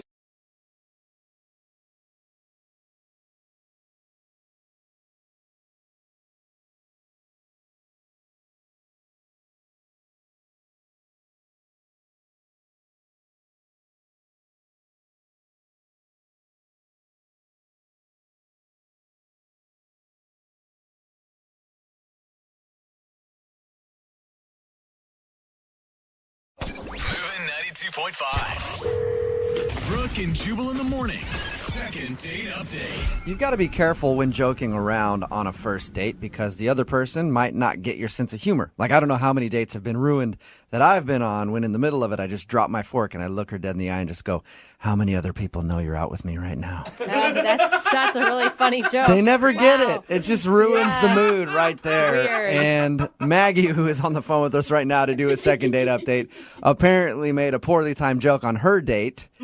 And she thinks that's why she's not getting a call back today. We'll find out what her joke is in a second. Hopefully it's as good as mine. But first, let's find out a little bit about the guy that she wants to call. Maggie, how are you? I'm good. How are you? Good. So you want to call a guy named Ray today? Well, actually, I want you to call him. Oh. That's a good point. Good point. I guess Yeah, that is she how does the pay second date attention. updates work, right? I call them. Well, you want me to call a guy named Ray today. Where'd you meet Ray? Ray and I met at a bar a couple weeks ago. I was out with some of my girlfriends, not expecting to meet anybody, and I meet this great guy, and he and I end up talking for most of the night. Did he approach you, or did you approach him? He approached me. Did he use like a cheesy line, or was he pretty cool? He actually he came over with 2 shots of Fireball. Classy. Yeah, and he said, "Can I warm you up?" Ooh, nice. And that worked, huh? Well, I was a few drinks in, so Okay. yeah, that worked. I was going to say, if you were sober, that probably wouldn't have worked. Exactly, right. Yeah, you're the type of girl that never turns down free alcohol, is what it sounds like. Right. I'm not. No. So we just started talking after that, and I get home from the bar, and he texted me. Was it a booty call text, or was it a nice, No. He just said it was great to meet me, and he would love to go out for coffee later that week. Oh, that's good. Yeah, which was great. Normally, guys will text me a picture if I give them my number. Especially if you're at a bar and you've been drinking Fireball all night. It's like, I know how to seal the deal here. Let me give her a little sample of the goods. Yeah. So anyway, to getting pictures, but I didn't this time, which was surprising. And It's so sad that that's the exception to the rule, is the one guy that doesn't send you his junk. I know. How romantic. I mean, that's kind of the day and age we live in right now. it is a beautiful time we're living in. So how was coffee then? It was awesome. He was very sweet. He, pulled the chair out for me when we got to the coffee bar, and he even paid for my coffee. He was very gentlemanly. Your standards really are low, aren't they? Normally, if I get pictures after a night of Fireball, my standards are pretty low right now. So. But that sounds good. I mean, it sounds like he was genuinely excited to see you, because sometimes after a inebriated night in a dark bar, daylight dates can be a little shocking. Exactly. Right. So it was a great date. So tell me about the joke, though. You said that you made a joke you thought might have been poorly timed, or he didn't get it or something? Yeah. Okay, what happened? So I'm a pretty sarcastic person anyway, and he and I are talking, and he says something like, I bet you get asked out by a lot of guys. And I said, yeah, man, in this past week alone, you're my 30th date. That's funny. Completely joking. Yeah. And he gives me this blank look. He didn't get it? No, he thought I was being serious. He's like, whoa, you didn't have to be honest. Right. Did you clarify for him that it was a joke? I did. A few seconds went by of him not laughing, and I said, dude, I'm kidding. Like, obviously, I haven't gone out with 30 guys in the past week because I made that awkward joke. So. Okay, so that's the reason you think that he's not calling you back, is he thought you might not have been joking about dating 30 guys in a week. I think so. Okay. Yeah, I think. All right, well, how did the date end then? Again, very gentlemanly. He gave me a hug and a peck on the cheek, and he said, this was fun. We should do dinner sometime. Okay. Hey, that's good. Yeah, so I thought it ended on a high note. You should have messed with him some more and been like, yeah, that's good. I'll fit you in. I got like 45 other dudes I'm doing dinner with. I know, See if he would get it. Yeah. All right, and he hasn't responded to any of your text messages or phone calls since that day. No. All right. And that was a couple weeks ago. I'm surprised that you want to see him, just because I think it's pretty unattractive when a guy can't laugh at things. No, sometimes and I just don't get You know, I'm not used to going out with gentlemanly guys. Mm-hmm. So, I mean, he was really sweet, and I can't blame him for not getting the joke, you know. Well, we don't even really know if that's why he's not calling you back. It Yeah, could be that's something else. true. Yeah. It could have been something completely different. All You're right. Well, we'll find out what it is. We'll play a song, come back, call him, and get your second date update, okay? Awesome. Thank you. All right, hang on. Moving 92.5. Brooke and Jubal in the mornings. Second date update. This could be a second date update first. Maggie, who's on the phone to do a second date update today, just admitted to us that she has been with 30 guys in the last week. Impressive statistics, Maggie. Good job, girl. Yep. Thank you. If you missed the first part of the second date update, Maggie met this guy named Ray at a bar. They went out for a coffee date after meeting up. She said everything was going well, but she made a joke to him when he said like something along the lines of, I bet you go out on a lot of dates. Her response was, yeah, I've been on 30 dates in the past week. The only thing is he didn't get the joke. And he just kind of sat there like, oh, my God. And that's why she thinks she's not getting a call back, because he still doesn't think that it's a joke. It's pretty hard to go out with that many people in 1 week. So hopefully, maybe, Maggie, we can get him to realize that and go out with you again. Are you ready to give him a call? Yes, for sure. Okay. This one's so weird to me because he asked you to go out to dinner at the end of the date. I mean, he was obviously complimenting your looks when he said you must get asked out a lot. I don't get that one little joke would make him not call you. I know. So I'm excited to see what the problem is. Yeah, no kidding. One little joke. If he didn't get the fact that if like he was thinking that you really went out with 30 guys in a week, that's bigger than a little joke. All right. You're right. Yeah. I'm going to dial his phone number right now and see if we can get him on the phone, okay? Okay.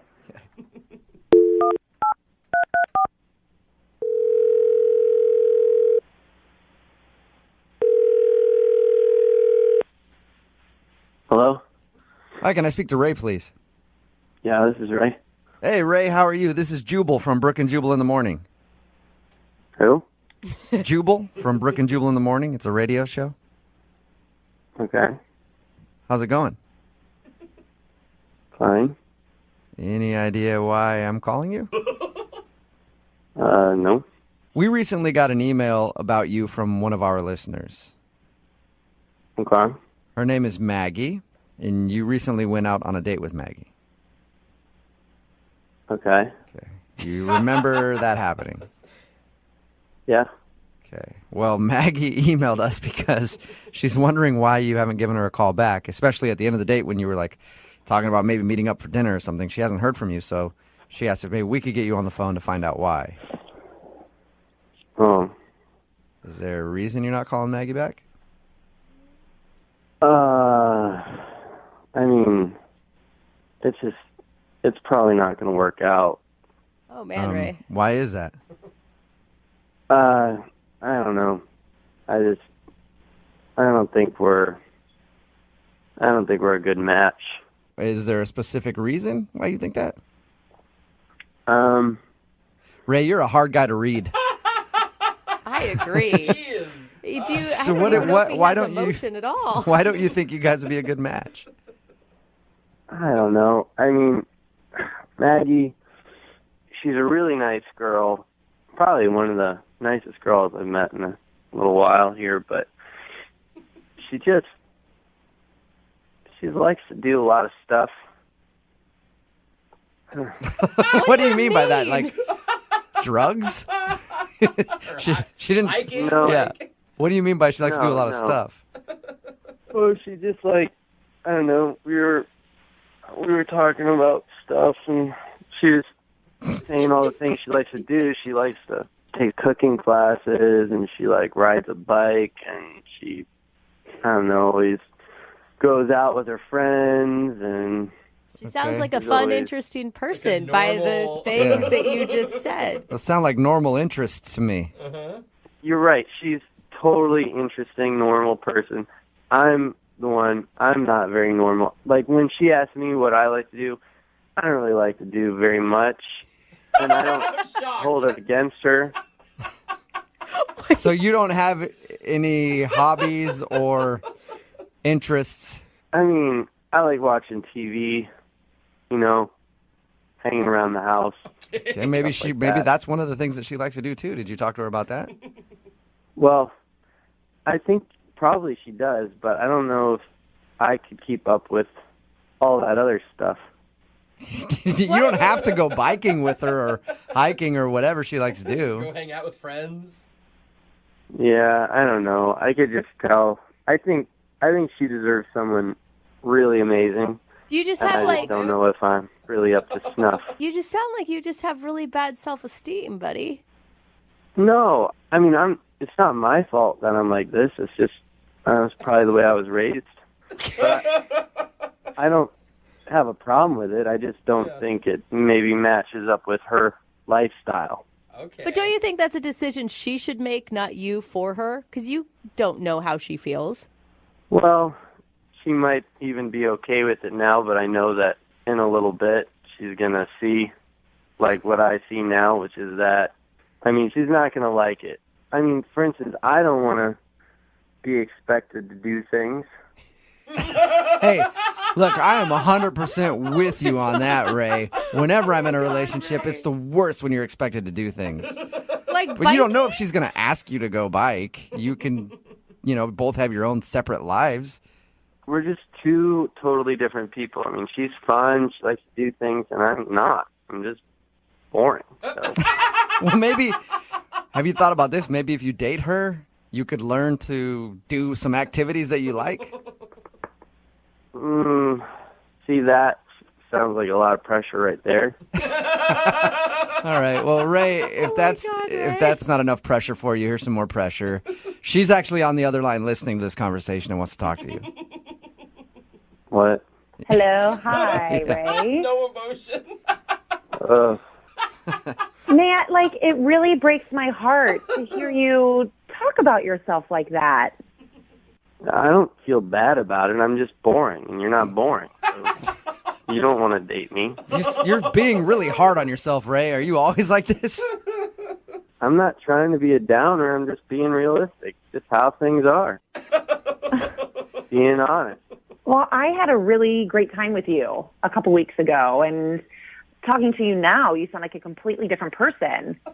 I mean, when you asked me what I like to do, didn't you notice that it took me 10 minutes to get back to you on that? 10 minutes? You asked me what my interests were, and I realized I don't really do anything. I don't really have any interest. So, I don't know. I kind of feel like maybe I should look at that. Are you saying that your date with Maggie changed your whole perspective on life? I'm just looking at things a little differently now. Wow. Maggie. What did you do to this guy? I mean, Ray, you really don't think this about yourself.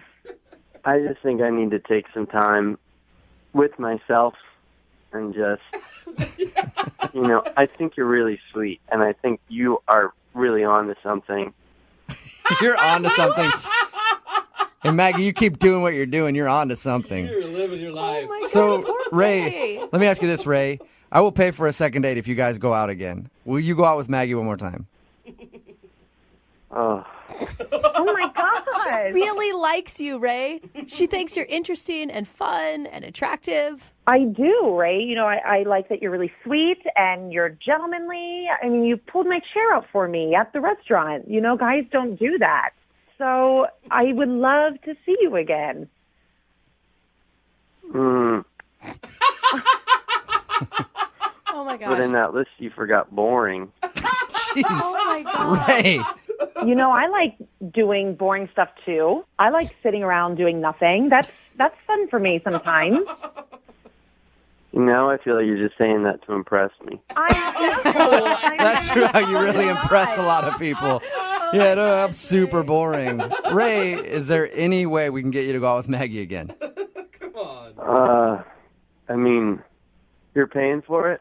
Yes. Come on, Ray. You're in a slump. You need this. And you could be boring and she won't mind. Fine, but don't expect much. So is that a yes then? You'll go out with Maggie? Yeah. Yes! Congratulations, Maggie. You got a second date. I know. So you are excited about this? Well, yeah, I'm excited. It just sounds like he's in a mini slump. So I'm excited to help him get out of it. All right, good. Well, you can be Ray's slump buster then. I'm not in a slump. This is how I am. please don't expect more. Well, I'm excited to hear about how this whole date turns out with you guys. Me too. It's close to, a romance novel or something. I wouldn't be too excited. Brooke and Jubal in the morning.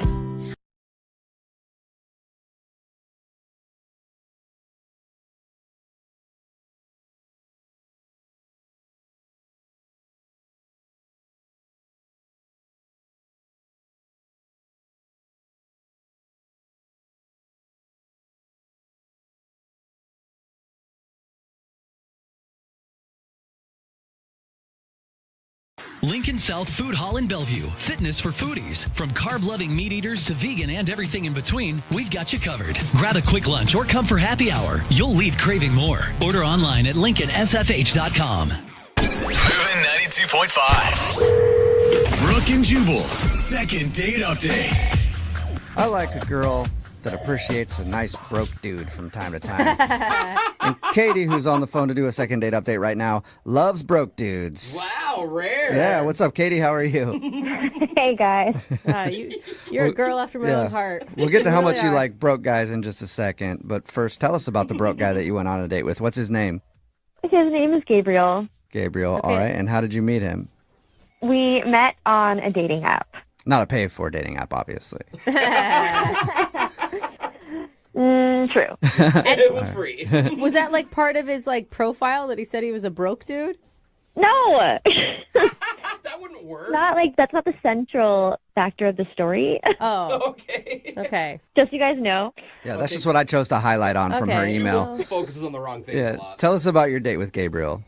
We had a great date. I mean, and honestly, I've been on and off dating apps for the last year. Mm-hmm. Like a few, like Bumble, Tinder, OkCupid. I've really tried a lot. And some have been really bad, but some have been good. And Gabe, this one with him was actually one of the best I've ever had. I've never felt like I've met someone online and really, really, really liked them. Oh, yeah. That's so sweet. Yeah, and it sucks even more that you're not getting a call back now. Yeah. Exactly. And that's why I wanted to talk to you guys. Tell us about the date and why I keep calling him a broke guy. You should probably explain that. I'm anxious to find out. Yeah. So we met at a restaurant, and it was kind of funny because we sat down and he looked really nervous. And I've done this a lot in the last year, and it's kind of just like, it doesn't really work me up anymore. And I looked at him and just said, you don't have to be nervous. Yeah, right. And I thought maybe, I don't know, maybe he doesn't do this a lot. Maybe I intimidated him. Maybe he thought I was pretty. I don't know. But either way, I just kind of wanted to let him know that it was cool and it's okay. No pressure. This is just fun. Right. Did that help? Well, he said that it wasn't that and it was something else. Oh. And so I asked him what he was talking about. And he said, to be honest, I just don't think I can afford the food here. Oh, sweetie. So that's your broke joke thing, whatever. Yeah. And then you laughed at him and left. No. I laughed because I was not expecting that. And I told him, wow, I said, you're a breath of fresh air. Because honestly, I love that you are honest. Right. Yeah. I don't know. I was not expecting him to say that. And it wasn't a turn off to me that it was too expensive. And I appreciated his honesty. I've done that before. I've definitely looked up menus ahead of time and changed plans. Yeah. Right, totally. So what'd you guys do? Did you leave or did you offer to pay for the meal? So I said, well, let's just get out of here and go somewhere else. And, he was kind of worried and said, are you sure? Is it okay? And I said, yeah, it's totally fine. Let's go. I didn't want it to be weird or uncomfortable. Yeah. So we left and just went down the street and grabbed some gyros and beers at this little hole-in-the-wall place. Dude, perfect. Yeah, it was, it's great. I don't care where we are. I just wanted, meet someone and talk to them, and it was super fun. And the honesty must have made you feel comfortable with him, too. Yeah. Totally. And it was without having this kind of fine dining atmosphere around us, it was better, I think, in a casual setting. So that was great. And so did he drop his nervousness after that when you guys went to the Euro place? Totally. And we talked, nothing felt formal or surfacey or superficial. We talked about a lot more, and I felt like we were really connecting. It was so refreshing. Okay. Oh my gosh. You sound like you were so jaded before this man came along and he renewed your spirit in the hope for love. Yeah. Yes. I always have zero expectations. Which is why you're never nervous because you got nothing to lose. Exactly. That's exactly what I do. And so at the end of the day, I kind of like was joking with him, and I was like, "Do you want to dine and dash here too?" And he thought it was funny. We laughed, and Did you guys actually dine and dash though? no, we didn't. Oh, damn. We just, we ended the date normally. He gave me a hug, and I have not heard from him since, except for a text that night saying thanks for the date. Okay. And did what do you think went wrong? Why do you think he's not wanting to go out again? I don't know. Like I said, just being able to be honest with each other, changing the place, like going to somewhere more casual. Right. I thought that it was kind of fun and chill, and there was no hard feelings, no reason to feel embarrassed or weird. I thought it was really, really actually, like, again, one of the best dates I've had in a long time. I think it's strange that he's not calling you back either. Yes. Because you sound awesome on the date. Totally. Thank you. I thought I was too. You're welcome. All right. Well, we'll try to figure it out. We'll play a song and then come back and call him and get your second date update, okay? Great. Thank you. Yep. Hang on. Moving 92.5. Brooke and Jubal in the mornings. Second date update. Hey, Katie? Yeah? That's got to be frustrating because you said you went out on one of the greatest dates in your whole life, and now the dude's not calling you back. That's I was just thinking about it. It's got to be frustrating because clearly you had a very different experience. If you think about it, I mean, maybe. Yeah, I don't know why. I mean, I don't know either. You sound cool, especially, because you told us how you guys went out to a restaurant that was too expensive for him, and he actually told you that, and you still were like, let's get out of here and go someplace cheaper. That's very understanding. As a dude, I'd be like, oh, that's awesome. She doesn't care if I have money or whatever. I can just be myself. Really good. So I don't know why you're not getting a call back either, but I'm going to call him right now.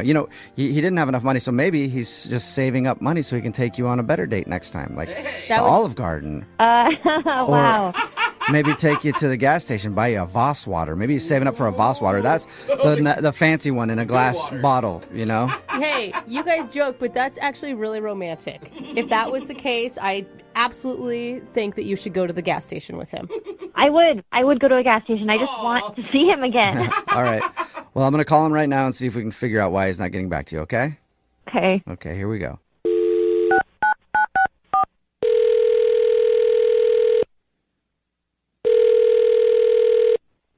Hello? Hi, can I speak to Gabriel? This is Gabriel. Gabriel, how are you, man? This is Jubal from the radio show Brooke and Jubal in the Morning. Calling from where? Brooke and Jubal in the Morning. It's a radio show. Oh, okay. Okay. Any idea why a radio show's calling you, or do you get a lot of radio shows calling you? No, I have no idea. Why are you guys calling me? Okay. I'm calling you today because we got an email about you from somebody who listens to our show. About me? Yes. Her name is Katie. Oh, okay. Weird. Weird. Do you know Katie? You remember Katie? Yeah, we went on a date. Yes. Yeah, that's exactly why we're calling. We do a segment called the Second Date Update. That's where if you go out on a date with somebody and then end up not calling them back after, they can email us to get you on the phone and ask what happened. Slow down for a second. Why isn't she calling me? Why doesn't she just ask me herself? Well, because apparently she's tried to get a hold of you, but you won't text her back or call her back. So that's why she hasn't asked you herself, because you won't respond to her. Yeah. Pretty good reason. It's the whole point behind what we're doing right now. I get that, but she contacted a radio station? Wait. Yeah, I mean, how else she didn't have any other way to get a hold of you, and she wants to know what's going on. So bizarre. Okay. Do you like Katie? She was nice. Yeah, she seems like a nice person. She said that the date she went on with you is one of the best dates she's ever been on in her entire life. That's sweet. Yeah, no pressure or anything. Yeah, and she can't think of any reason why you wouldn't want to go out with her again. Did she do something wrong on your date? She just has kind of a unique view on how life works, and I wasn't really my thing. A unique view on how life works. Can you explain that a little bit more for us? It's kind of embarrassing. I don't know if I should. Okay, embarrassing for her, you think? It might be. Okay, well, she's prepared to hear whatever you have to say. I mean, that's part of the deal when you do this with the show, is you might hear something you don't want to hear, so... And how could her life view be embarrassing? I don't know. It's her thing. It's not my thing. I don't know if it's embarrassing to her. Why don't you give it a shot and see? Yeah, we'll tell you. She just wants to know. All right, well, look, she mentioned during the date that she's a virgin. Oh. But when she told me, I was shocked. I wasn't sure how to react. Okay, so Okay. what, just too much pressure knowing that she's a virgin? I think I should clarify exactly what she said. Okay. She said she was a reimagined virgin. A reimagined? Reimagined virgin. Right. And I was confused. Like, oh, so are you born again? Are you religious? And she said, no, it's not like that. It's just that after every hookup with a guy, I reimagine myself as a virgin. What? Wait, so she's having sex on the regular, but just imagining herself as a virgin afterwards. That is my understanding, yes. So according to like a doctor, he would say that she is not a virgin, but she says that... Look, you're talking to the wrong guy about this, but all I know is she said that she reimagines herself as a virgin and that she's waiting for the right guy. I thought, okay, so am I the next person to be with this reimagined virgin? Hey, you could take somebody's imaginary virginity. A lot of pressure. Yeah. I've never heard of that before. I had never heard of it either. You said you're not the right guy to ask about it, but I do know the woman that we should ask about it, and her name is Katie. Don't you think we should ask her? Yeah, I mean, I've already talked to her about it, so if you're curious, I'm sure she would talk to you about it. I'm very curious. And you know what? Why don't we just all talk to her about it right now, because she's on the other line listening and wants to talk to you. What? Yeah. Wait, what? Yep. Katie? Yeah, hi. Wait, she's on the other line? Yes. Katie, say hi to Gabriel. Hi, Gabe. Hi. Hey, Katie. Hi. Gabe, I'm just a little surprised that you feel this way. I had no idea, and you didn't say anything during the date. What am I supposed to say? You said you were reimagined a virgin. I didn't know what to say at the moment.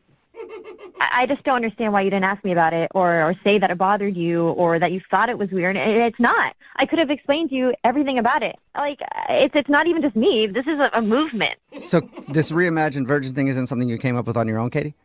No, of course not. And is it just because, like, are you feeling guilty after you have, like one night stands or something, and so you want to pretend like it didn't happen? No, it's nothing about guilt or shame. It's just about feeling like the person you're with is, making actually your relationship with the person you're with in the moment special.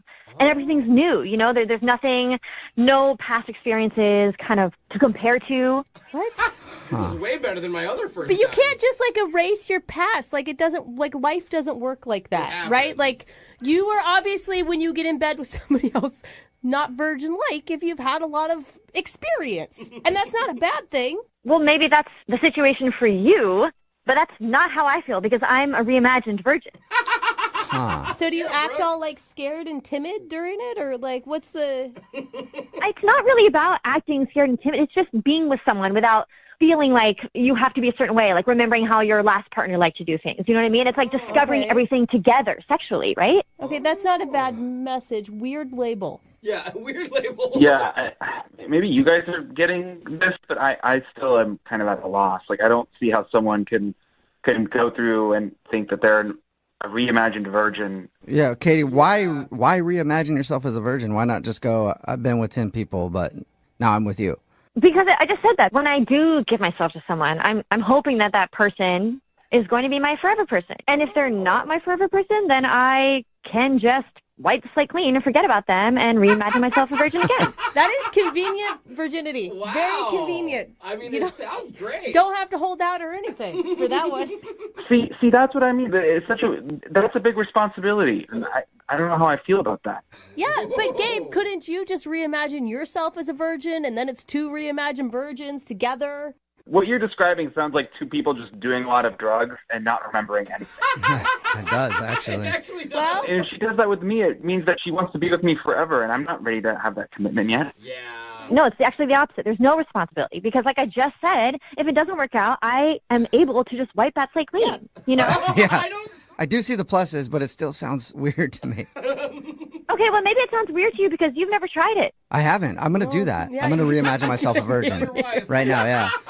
You should. There's no religious connection, no religious affiliations. Age doesn't matter. Anyone can do it. Oh, Done. anyone. Number of people you've been with doesn't matter. Who cares the number, right? Done. I'm a virgin. Okay, you guys are laughing about this, but thousands of people are doing this, and it's not weird at all. Thousands? You know, Who are the marriages will thousands? probably I've never last heard a this lot in my longer. entire life. Well, Gabriel, would you like to learn more about reimagined virginity and go on a second date with Katie? We'll pay for it. Katie, look, you are a nice person. I am not interested in another date. Oh, come on. The reimagined virgin thing is just too weird. See, too weird, or Katie, you could look at it this way. He's respecting your reimagined virginity and doesn't want to take that from you. Okay, I guess. Gabe, thank you for respecting my reimagined virginity. It just sounds. Yeah, You're welcome. It's too bad, Gabriel, because I feel like Katie the Virgin could have taught you a thing or two. Brooke